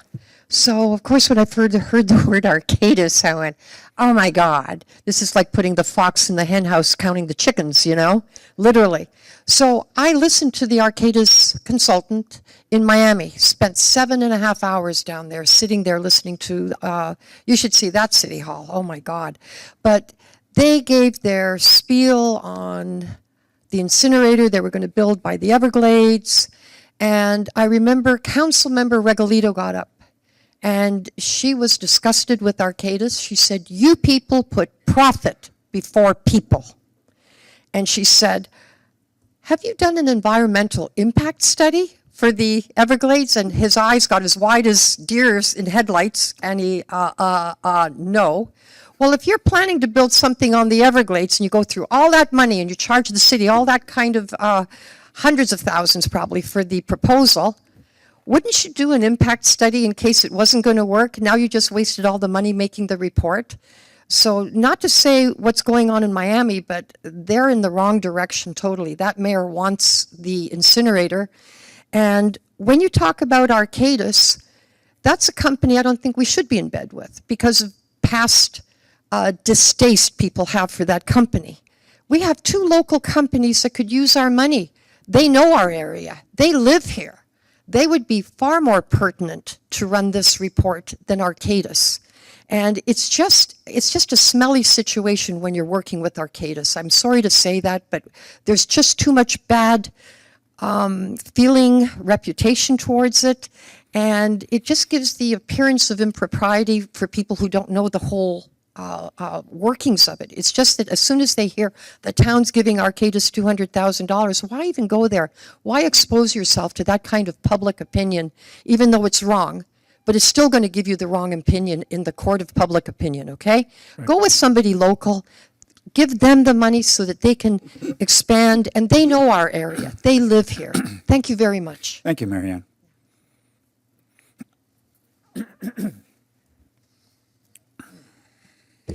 Good evening. John Garati, 162nd Avenue. Optics is something that in the auto industry we take to heart because you don't want to have the good guy as the bad guy and the bad guy as the good guy. That's what we do in the auto industry. But you should choose somebody else just because. I mean, just because. Yes, Arcadis has 57 divisions of whatever they do, just like GE and whoever else is involved. But it's just the optics. I mean, optics are something else. You'd be like, no, it's not really what we want to do. You have to explain it. If you can choose somebody locally, I'm sure within this town we have many qualified folks. Yes, it's got to be a legitimate company. And a few points on a score sheet, the optics. I mean, I talk to the folks from Arcadis when we go to these meetings, and they're just representatives of a business. They're doing a job. But for us, I think just because it's called Arcadis, thank you. Any other public comment? Got a question for Keith. Very quick, please, Lori. I apologize. I should have said one thing when I spoke to Dan, and he's got the numbers. I was in the grocery store and didn't write them down. But Dan said Russell made the committee members aware of Arcadis's relationship to other issues, and the committee still felt strongly and ranked them one. But it's only a couple of points. Thanks. Thank you. Any other public comment? Seeing none, public comment is closed. All right, so what do we want to do? I've got a question for Keith. Yeah. Keith, so the procurement committee had recommended Arcadis as their top choice. Do we have options to bypass that? Hold on. Sorry, Russell. Russell, go ahead, Russell. Okay, thank you. I just wanted to correct a couple of statements for the record very quickly. So the rankings for Arcadis, the total points were 249. For Chenmore and Associates was 246, and for Kimley Horn, the third-ranked firm, was 235. So yes, it was close in the first two, but Kimley Horn was kind of a distant third in the grand scheme of things. As far as my comments to the selection committee, my comments weren't made to the selection committee. My comments were made during a staff meeting after the selection committee had made their recommendation already to the town council. Thank you. Mayor, is there a cost difference? No. For all three? Wait. There may be. Actually, I had. Yeah. So let me answer a couple of questions that were raised. The town council, under your procurement, do you have the right to not select the top-ranked vendor? It's not normal, but you do have that right. If you decide to go in that direction, I would ask that you would do it for a cause such as stated publicly, which would be a potential conflict of interest, because that would be the justification for the reason why you would prefer to go with the second-ranked vendor. These are CCNA contracts, and what that means is once the vendor is selected, you're selecting them based on merit, and that point total is merit. Then you negotiate with the vendor the dollar amount. So where you see the dollar amount on this agenda, that was the negotiated dollar amount after they were selected. So if you choose not to go with them and say we want to disqualify them as a result of the fact that we believe it's a conflict of interest, the town goes to vendor two. We then negotiate with vendor two and would bring back to the next meeting a resolution based upon the dollar amount that that vendor agreed to. Great. Mr. So, Mayor? Let me just finish. So Keith, what risk or what potential risk, I guess, would we have if we went to vendor number two? You potentially have the risk of a bid protest by vendor one, but I personally believe that with the potential conflict of interest, we would be able to survive such challenge. But it's up to you all to make that decision how you wish to proceed. Good, yeah, I'd be more comfortable with going with number two with minimal risk, because I agree. I mean, Arcadis, they have a certain reputation that I don't think we want to be associated with. I see that as a conflict. Yeah. Okay, since I made the motion, I'll retract the motion. Yeah, just a second. So are we good? I'm fine with that. I actually agree with the optics. This has nothing to do with incineration, what we're doing here. There's no way to work an incineration into a sustainability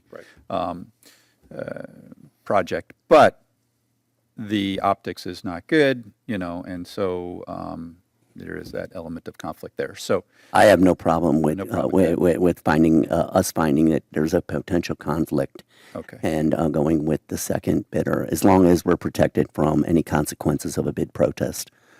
Sounds like it's minimal. And Keith, bid protest, would that expose the town to attorney's fees? I don't have the code in front of me. Do you recall? Yeah, it depends how far it would go. There's so many nuances to that, but, Right. based on the potential conflict that the town has, I don't think it's going to go in that direction. All right, thanks. Okay. Jim? This second company, they're local? Sounds like they're from Plantation. Horn? Okay, No, not Kimberly Horn, Chin. Oh, it's Chin, yeah, they're definitely local. thank you. Broward County. Right. Yeah, well, we've used them before. Yeah. Yeah, on other We've used projects. both those vendors Exactly, before. right. Yeah. That's right. Yeah.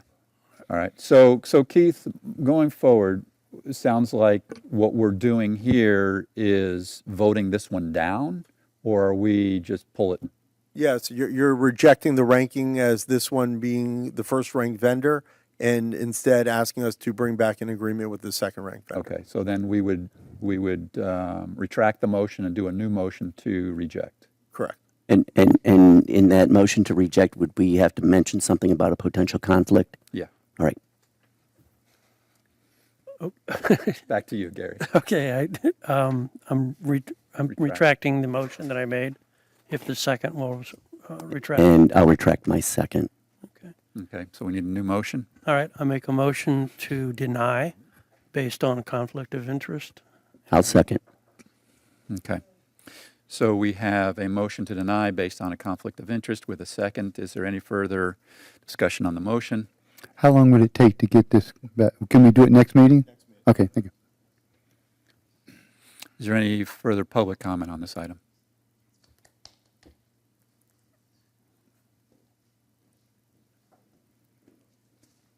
Hi, good evening. My name is Melissa Pomales, 2981 Hidden Hollow Lane, Town of Davie, resident.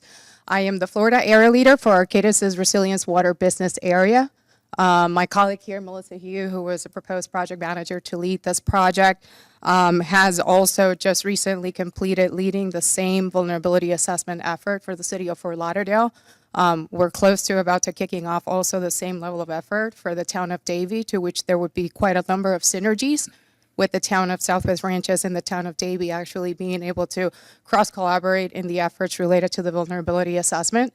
I've worked for Arcadis for 20 years, dedicated my life to clean water and wastewater treatment to ensure that our communities are safe and that we're providing people safe water.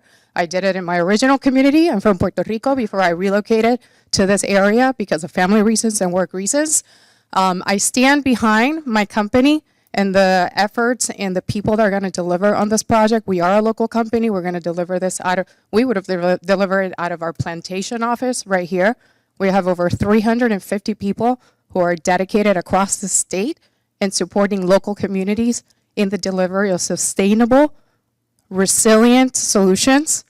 And as many of you said, large companies like Arcadis, we have many different divisions and we work with many different companies, both on the industrial side, manufacturing side, public side. The people who will be working with Melissa Hugh actually worked for the city of Miami before coming to Arcadis. So we have folks that are on the team that will be delivering this project for you that have been in the city side, that have been in the town side, that knows what it means to work and live and breathe in these communities. We're not importing resources here that don't know who these communities are, because we are part of these communities, all right? I don't quite understand well where the conflict of interest will lie with respect to this effort, considering what the scope of work of the contract would be against the other items that have been exposed and discussed here through public commentary. But I would request a reconsideration of the motion that was just presented, given that our company did provide the most qualified team and the strongest approach in a CCNA procurement that was presented and was ran very effectively by the procurement team of the town of Southwest Ranches. Thank you very much for your time. Thank you. Appreciate the comments. Just in response to that, Marianne Allen, Mustang Trail. Like I said, I've heard Arcadis' consultants, and they're going to paint whatever picture they want for you to get the job. But the other company's only a couple points difference. They're just as qualified, and they're local. And you said you've worked with them before, right? Yes. So, like I said, it's the optics of using that company, which has been used by Miami-Dade to build the not to build the incinerator, but to draw up the plans. They didn't even do an environmental impact study for the Everglades, which is a huge issue. And I don't want to see this town associated with that company. And I think a lot of our residents feel the same way. It's the optics, it's the smell.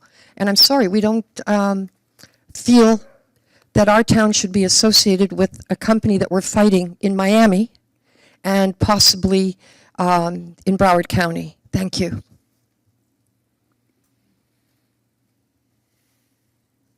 Jim, I'll ask you again. It should all be fresh in our minds. What we witnessed the other night in North Fort Lauderdale, with that fiasco of a presentation that was designed for community outreach. Whatever shape or size it was, it sucked. All right? We weren't allowed to say a damn thing, and they took advantage and ran the whole game. All right? I don't ever want to have to deal with that group of people again on any level for any subject. There's plenty of smart people out there to choose from, and we have runners up. So I think we need to stick with the original plan of getting number 2 or number 3, however the numbers work out, and just offer this to somebody else and let them go on with their business in other localities. Bye. Thank you, Jim. Any further public comment? Seeing none, public comment is closed. Any further council comment? Seeing none, please call the row. Councilmember Albritton? Yes. Councilmember Hartman? Yes. Councilmember Jablonski? Yes. Vice Mayor Kaczynski? Yes. Mayor Bright Cruz? Yes. Motion passed. All right. Item number 12, please. Item number 12 is a resolution of the Town Council of the Town of Southwest Ranches, Florida, adopting a fund balance policy to govern non-spendable, restricted, committed, assigned, unassigned fund balances and emergency funding, providing for severability and providing for an effective date. Have a motion on this item? I'll make a motion to approve. Second. I have a motion and a second. Yeah, Gary. Presentation, right? Yeah, all right. You got a presentation going? Who's Yes, doing? yes. Are you doing the presentation? If you wanted us to. Please it, do. yes, Absolutely. Is it, or is Russell giving it? I'm asking, who's doing the presentation? I'm doing the presentation. Thank you, Emil. Okay. I mean, yeah, I thought so too, and then it was like nobody was talking, so I No, just wanted to thank make you. sure. I was just, basically, I'm sorry, Mayor. I was waiting for the.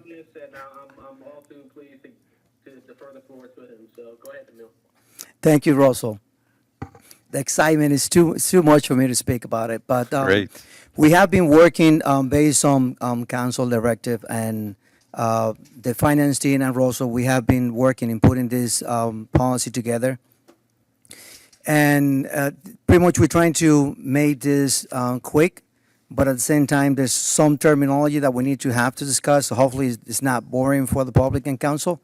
So with that, we're going to the second slide.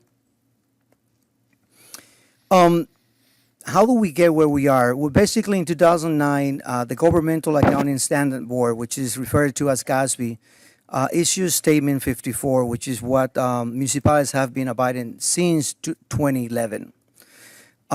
It's basically making some changes as to the fund balances and their categories. And what is fund balance? Simply stated, and as per GFOA, it's essentially the difference between assets and liabilities on the balance sheet in the governmental fund. This is essentially the excess of the fund, which will be utilized for future periods. There are 5 categories of it. The non-expendable, restricted, committed, assigned, and unassigned. We pretty much try to put in a brief description of each and an example to use as reference.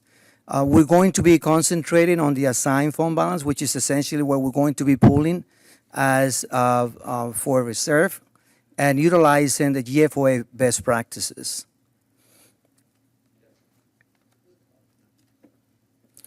With that, what is the purpose of the funds balance policy? We pretty much highlighted 5 portions here, which is cash flow, avoid short-term borrowing, offset significant economic downturns or revenue shortfalls, secure and maintain investment-grade bond ratings, and also have savings for emergencies, for unforeseen events and unexpected opportunities. With that, now we go into what's best practices recommendation for GFOA. Well, it is, they do recommend that municipalities establish a formal policy to determine the level of unassigned, unrestricted fund balance. For GFOA, what they call unrestricted is the combination of committed, assigned, and unassigned. For this purpose of the policy, we're utilizing unassigned for the town's reserve or savings. What is their recommendation for best practices? Is actually to have 2 months of operating expenditures. What does 2 months operating expenditure stands for the town? 17%. But it's important to take into consideration that that's not all what municipalities needs to rely on.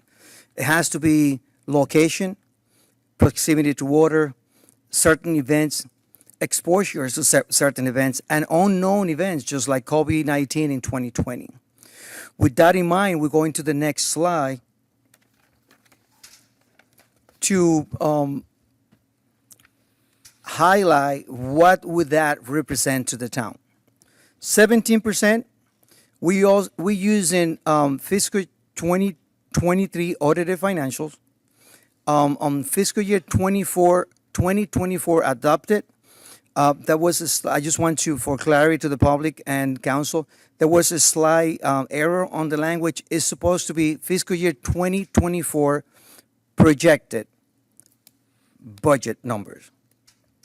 So for the audited financials in 2023, the general fund expenditures, where we're going to be basing the policy of, was $15.8 million. What would that represent? 2 months of expenditures? As I mentioned before, 17%. What would the unassigned fund balance be if we follow this recommendation? $2.6 million. How much unassigned fund balance did the town actually ended up a fiscal year 2023? $6.6 million. So I use fiscal year 2024 projected budget and also fiscal year 2025 proposed budget just to give some reference as to what or where will we be should we end up with those numbers during those fiscal years based on our actual unassigned fund balance of $6.6 million. And again, I highlighted underneath those 4 amounts that they are estimated. So what are we proposing to council? We are proposing to maintain at least 25% of unassigned fund balance savings within the general fund at year end. This will be utilized for hurricane emergency, disaster recovery, any man-made events like terrorist acts or COVID-19. The minimum unassigned fund balance of 25%. The policy is also recommending, and it needs to create a framework for the process to how are we going to replenish should we actually on a given year not meet the threshold. It indicates and provides guidance to staff from council and also during the budget process. There is so much information that we were unable to include in this presentation, which is listed in the policy itself. But for example, some of the examples that I'm highlighting there is that in the event that unassigned fund balance exceeds the amount listed by the policy, which is at 25%, the extra funds may be utilized for any lawful purposes of the town. But it's important to make that distinction that it may also be used for one-time costs, non-recurring events. With that, we also indicating something that is already listed in the policy is that if in any given year the unassigned fund balance falls below that threshold, then the town administrator and myself should prepare a plan to council as to how should we replenish that. The policy also, which is not listed in the slide, indicates how are the town supposed to be utilizing funds in order of preferences. First is the restricted. However, restricted by its name indicates that it could be restricted for grant purposes, for law regulations, legislative directive by Tallahassee. So if that is not possible, the next fund balance that it should be utilized is essentially assigned, committed, assigned, and then eventually unassigned fund balance in that same order. And this is important to make that distinction because even though we do have that 25% allocated to unassigned fund balance for this reason, it's important to make that distinction that we should not just go straight up into that unassigned fund balance for utilization when an emergency arises. So now we're presenting to you what would the unassigned fund balance look like using the same scenario for fiscal year 2023 audited financials, and again, fiscal year 2024 projected budget, and fiscal year 2025 proposed budget. Utilizing that 25%, we still maintain a healthy balance for the town. In this case, for the audited financials 2023 would represent 3.9 million. And again, as I mentioned before in the previous two slides, the unassigned fund balance as the audited financials for that same fiscal year period was 6.6 million. And again, then we go into 24 and 25. Even by using that 25%, the unassigned fund balance or savings for 24 will be 4.3 million. And we are estimating for 24 that we would end up with an unassigned fund balance of 8.6, which I'm using again in fiscal year 2025 should there be any changes. And with that, I mean, hopefully this bring a bit of clarity. But if there's any questions that I'm be able to answer, please. I do have a couple. Go ahead. So Emil, if you would go back to the second to last slide you just had up there, because I just wanted to go through the numbers on that. When I look at 23's audited financials, and we've got a balance of 6.6 million left at the end of the year out of a budget or general revenue expenditures of 15 million, we basically have 42% in reserves. That is correct. All right. And then this year, this last fiscal year, the estimated is about 8.6 million. So we ended up with 50% in reserves. There is a possibility for that. Oh, yeah, thank you. 47 to be exact. What's that? 47%. Yeah, well,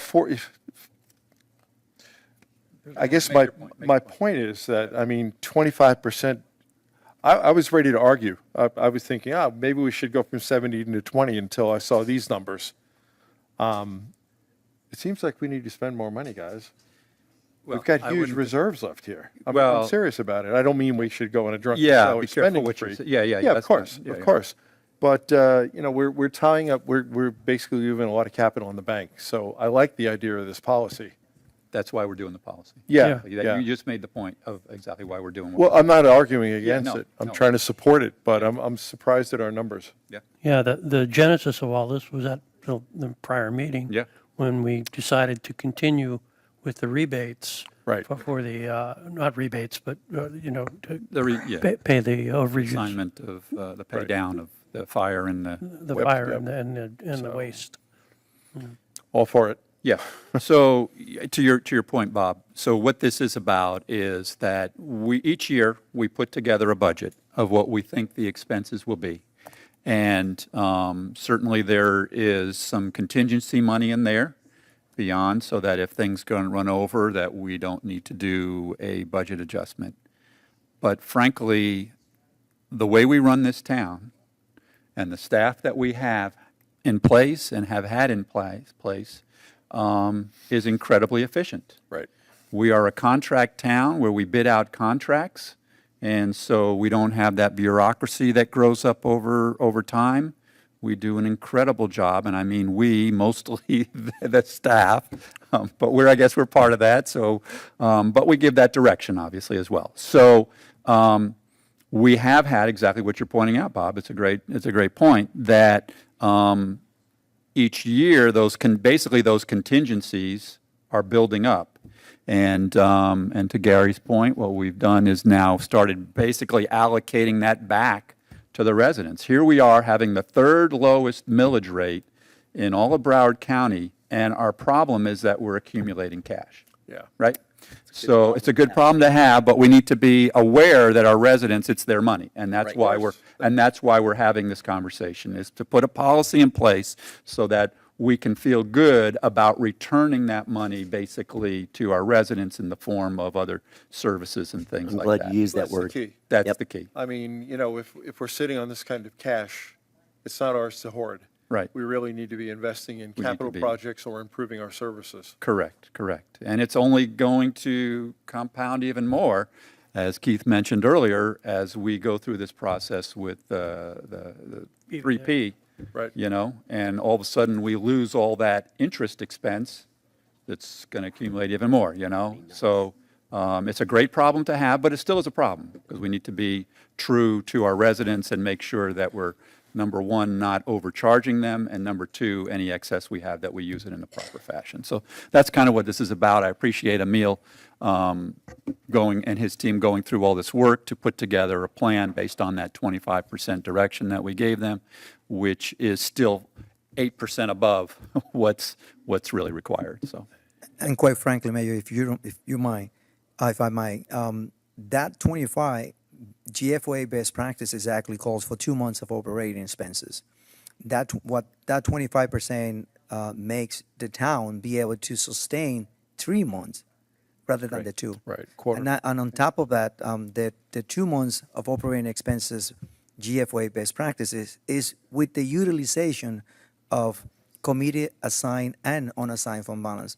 We're solely using unassigned fund balance for it, so it gives more rights and more work and more projects for town council to work on without having to be impacted by. right, absolutely. Good. Thank you. Great work on this. Yeah. Any other further? Yeah, go ahead. just another question. I mean, we're talking about having 3 months' worth of operating reserves in place with 25%. I mean, we've talked about the fact that we have a line of credit in place so that if we do get hit with a hurricane, we know that the federal government doesn't pay us for a year, so we've got the line of credit. If, let's say, Helen took a turn at us instead of going north and we were hit here, how long do we really think we need to operate before we would get the bank involved and start drawing against our line of credit? The work is reasonable. I'm not going to put a timeline as to a month or two, but it's very reasonable. Once you put in a request to draw funds from it, the process goes quick, especially on the circumstances that the town would be. But what's important in this case is that in the meantime, for collection, for preparation, for trash removal, the town will be ready and prepared for with these funds put on the side. Remember, this 3 months of operating expenses is if the town, for whatever reason, God forbid, for 3 months does not have any funds whatsoever to fund operations, which in the event of an emergency, we will still have the revenue coming in. So this is just extra money put on the side that could be used for emergency reasons. I am completely comfortable with this form of conservative financial management. It's excellent. Great. Thank you. Any other council comments? No. Nope. Any public comments on this item?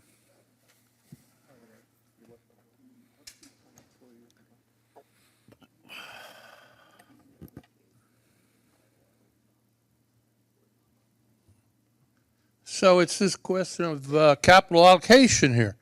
All right, if you were to allow our plan to go through the way we're talking about doing it, you would have immediate relief on your yard waste.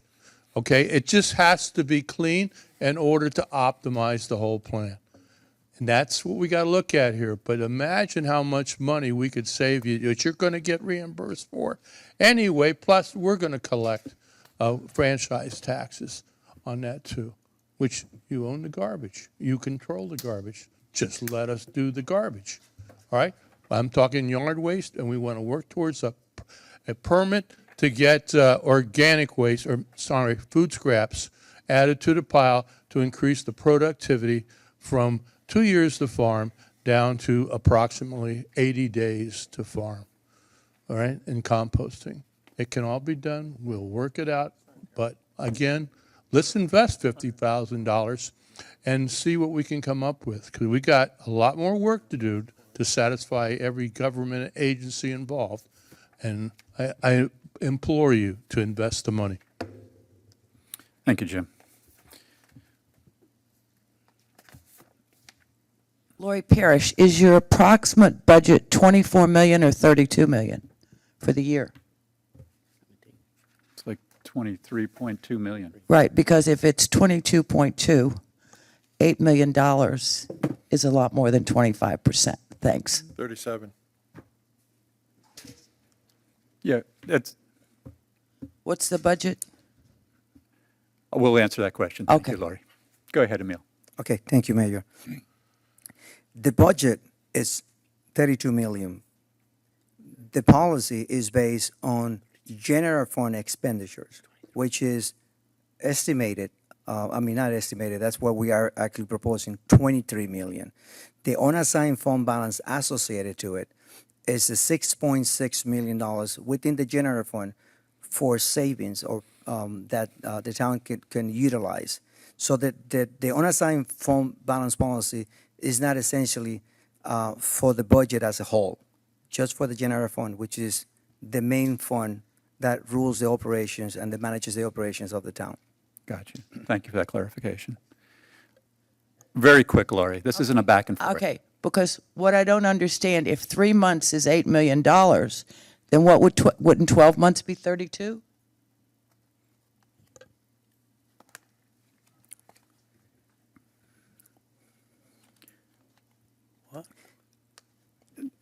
I don't know, Emil, you want to, that seems like pretty. That's a mathematical question. If we divide 23 millions by 12, that's going to give you what the average operating expenses is. That's how we determine the amount of operating expenses that the 25% will be able to cover. All right, well, we'll work through that, and all right. Any other public comment? Seeing none, public comment closed. Bottom line is that aside from, the bottom line is that we're in great shape.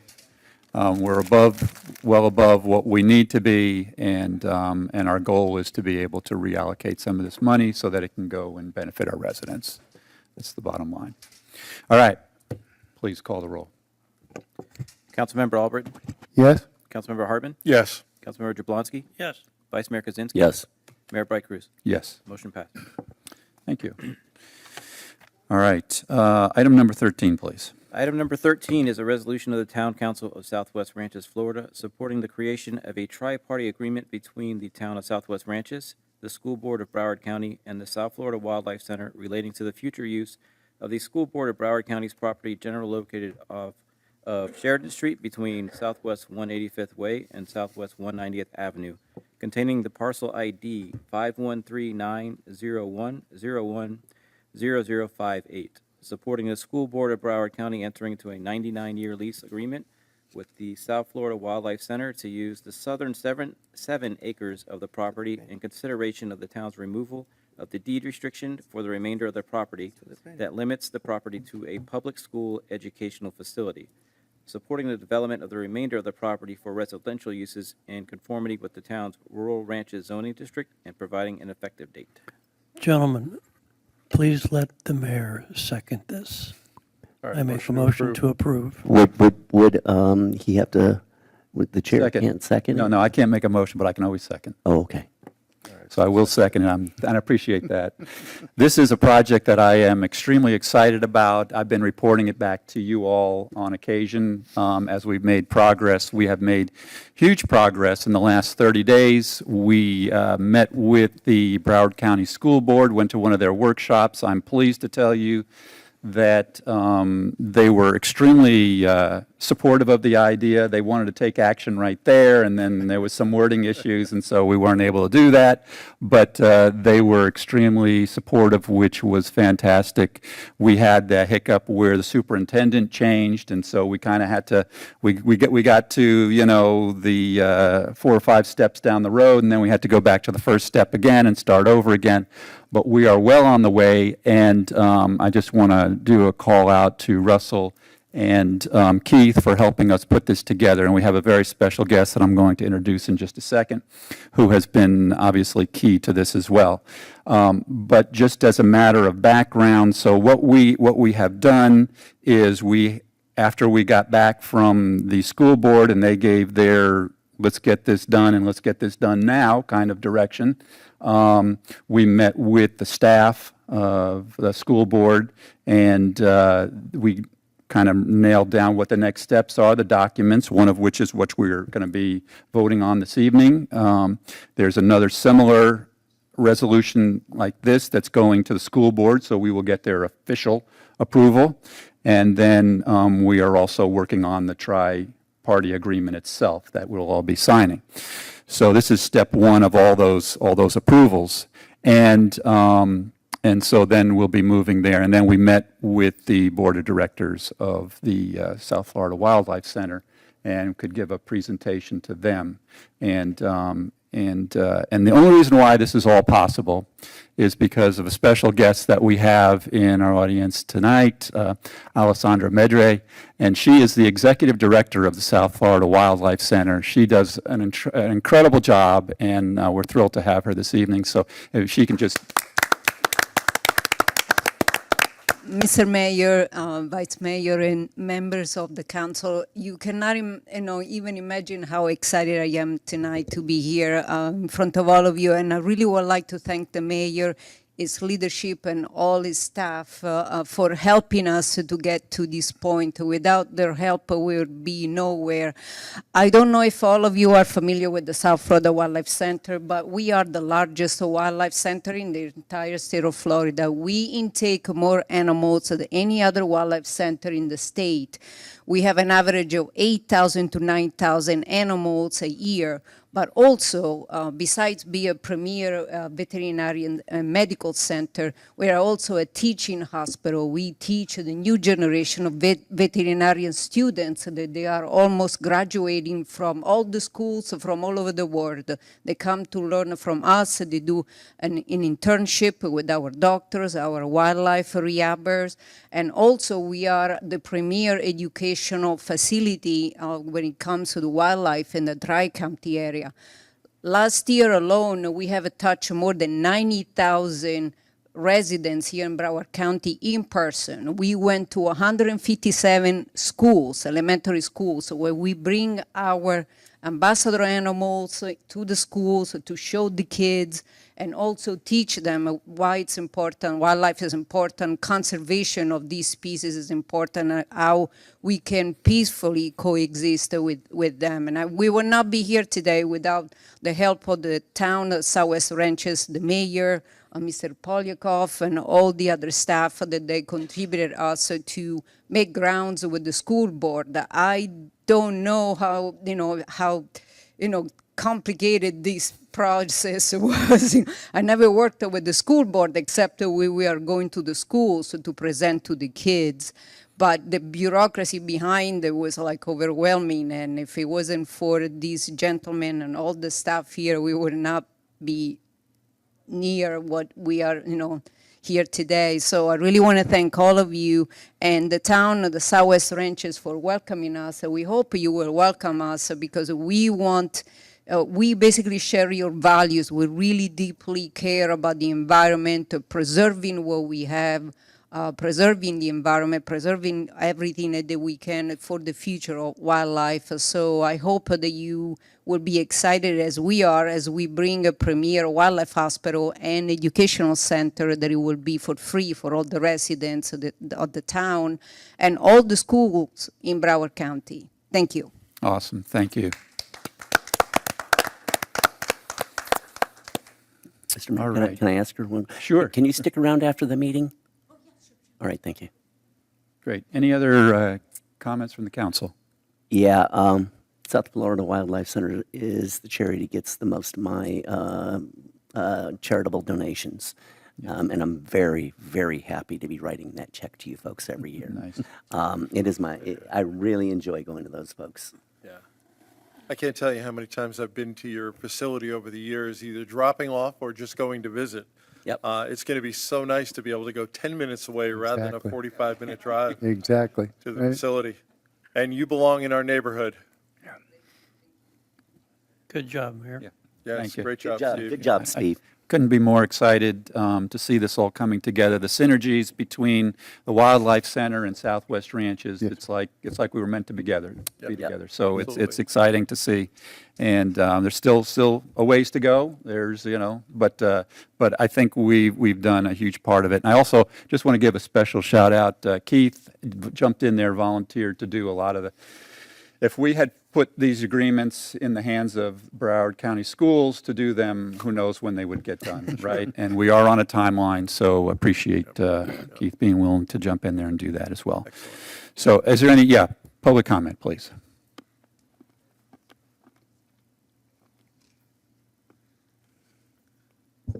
Noah Hollingsworth, 109 8th Avenue.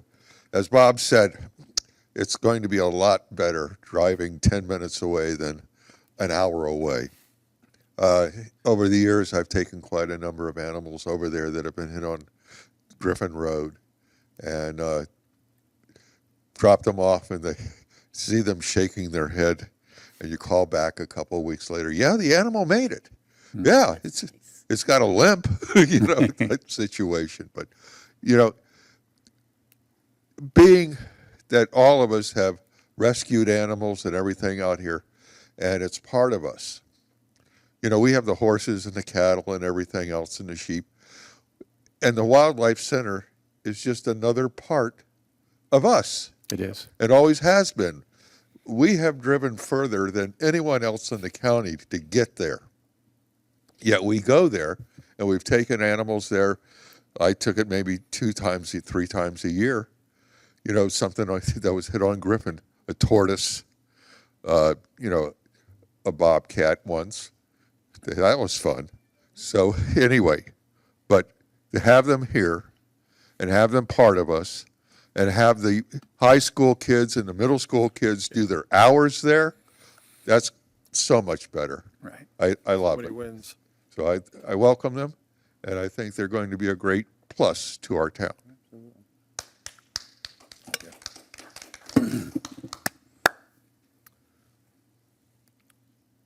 We too love Lori Parish, Luray Road. We too love the Wildlife Care Center, and we've released squirrels, and we don't come anymore because Jeff and Kaylee keep everything. But that's another story.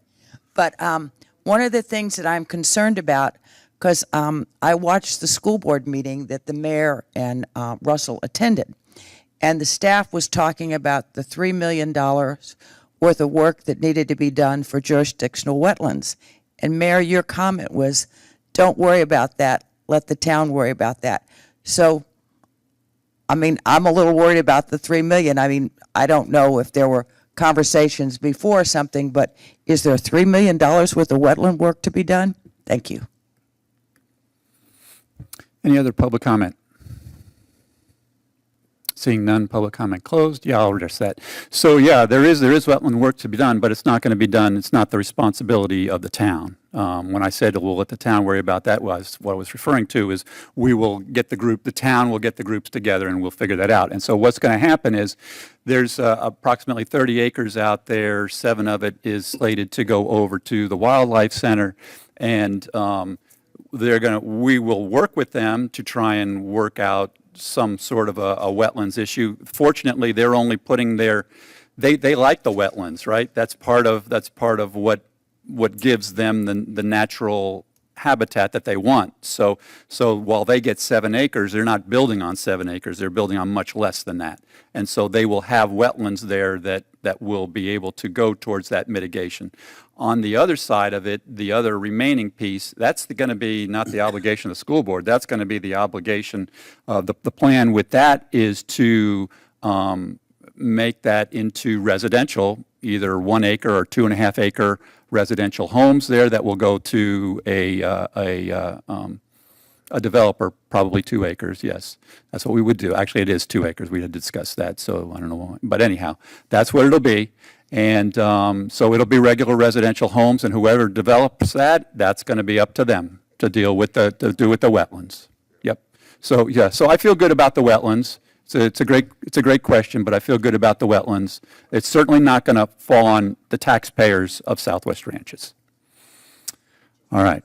So, Amanda. I think, yeah, go ahead. Yeah, just for the record, South Florida Wildlife Center has brought over to my home 3 raccoons, 14 squirrels for release.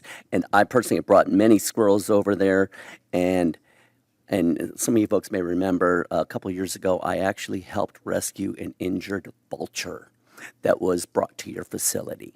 Actually, you came out and picked it up. But yeah, one of my neighbors and I had this big burlap thing, really heavy thing to avoid those claws. But we rescued a vulture, an attorney rescuing a vulture. Yes. Awesome. That's great. That is awesome. All right. I know it's late. John Garotti, 162nd Avenue. Maybe at some point with the Wildlife Center, in some little section, we could find a spot, since I'm like the self-appointed liaison for the lost dogs and pigs and whatever we find out there.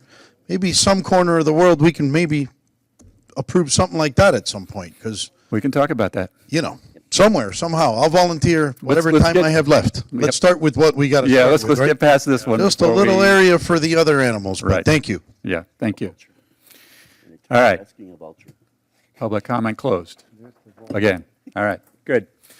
I think council's good. Please call the roll. Councilmember Albritton? Yes. Councilmember Hartman? Yes. Councilmember Jablonski? Yes. Vice Mayor Kaczynski? Yes. Mayor Bright Cruz? Absolutely. Motion Super passed. excited. All right, before we go to the next item, I have to do a little personal thing. My wife is here tonight. She doesn't normally get to come out here, but she's out here tonight, so I got to embarrass her. So thank you for allowing me to do that. All right, item number 14 No dinner is for you.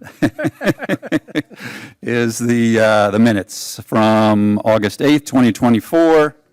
Motion to approve. Second.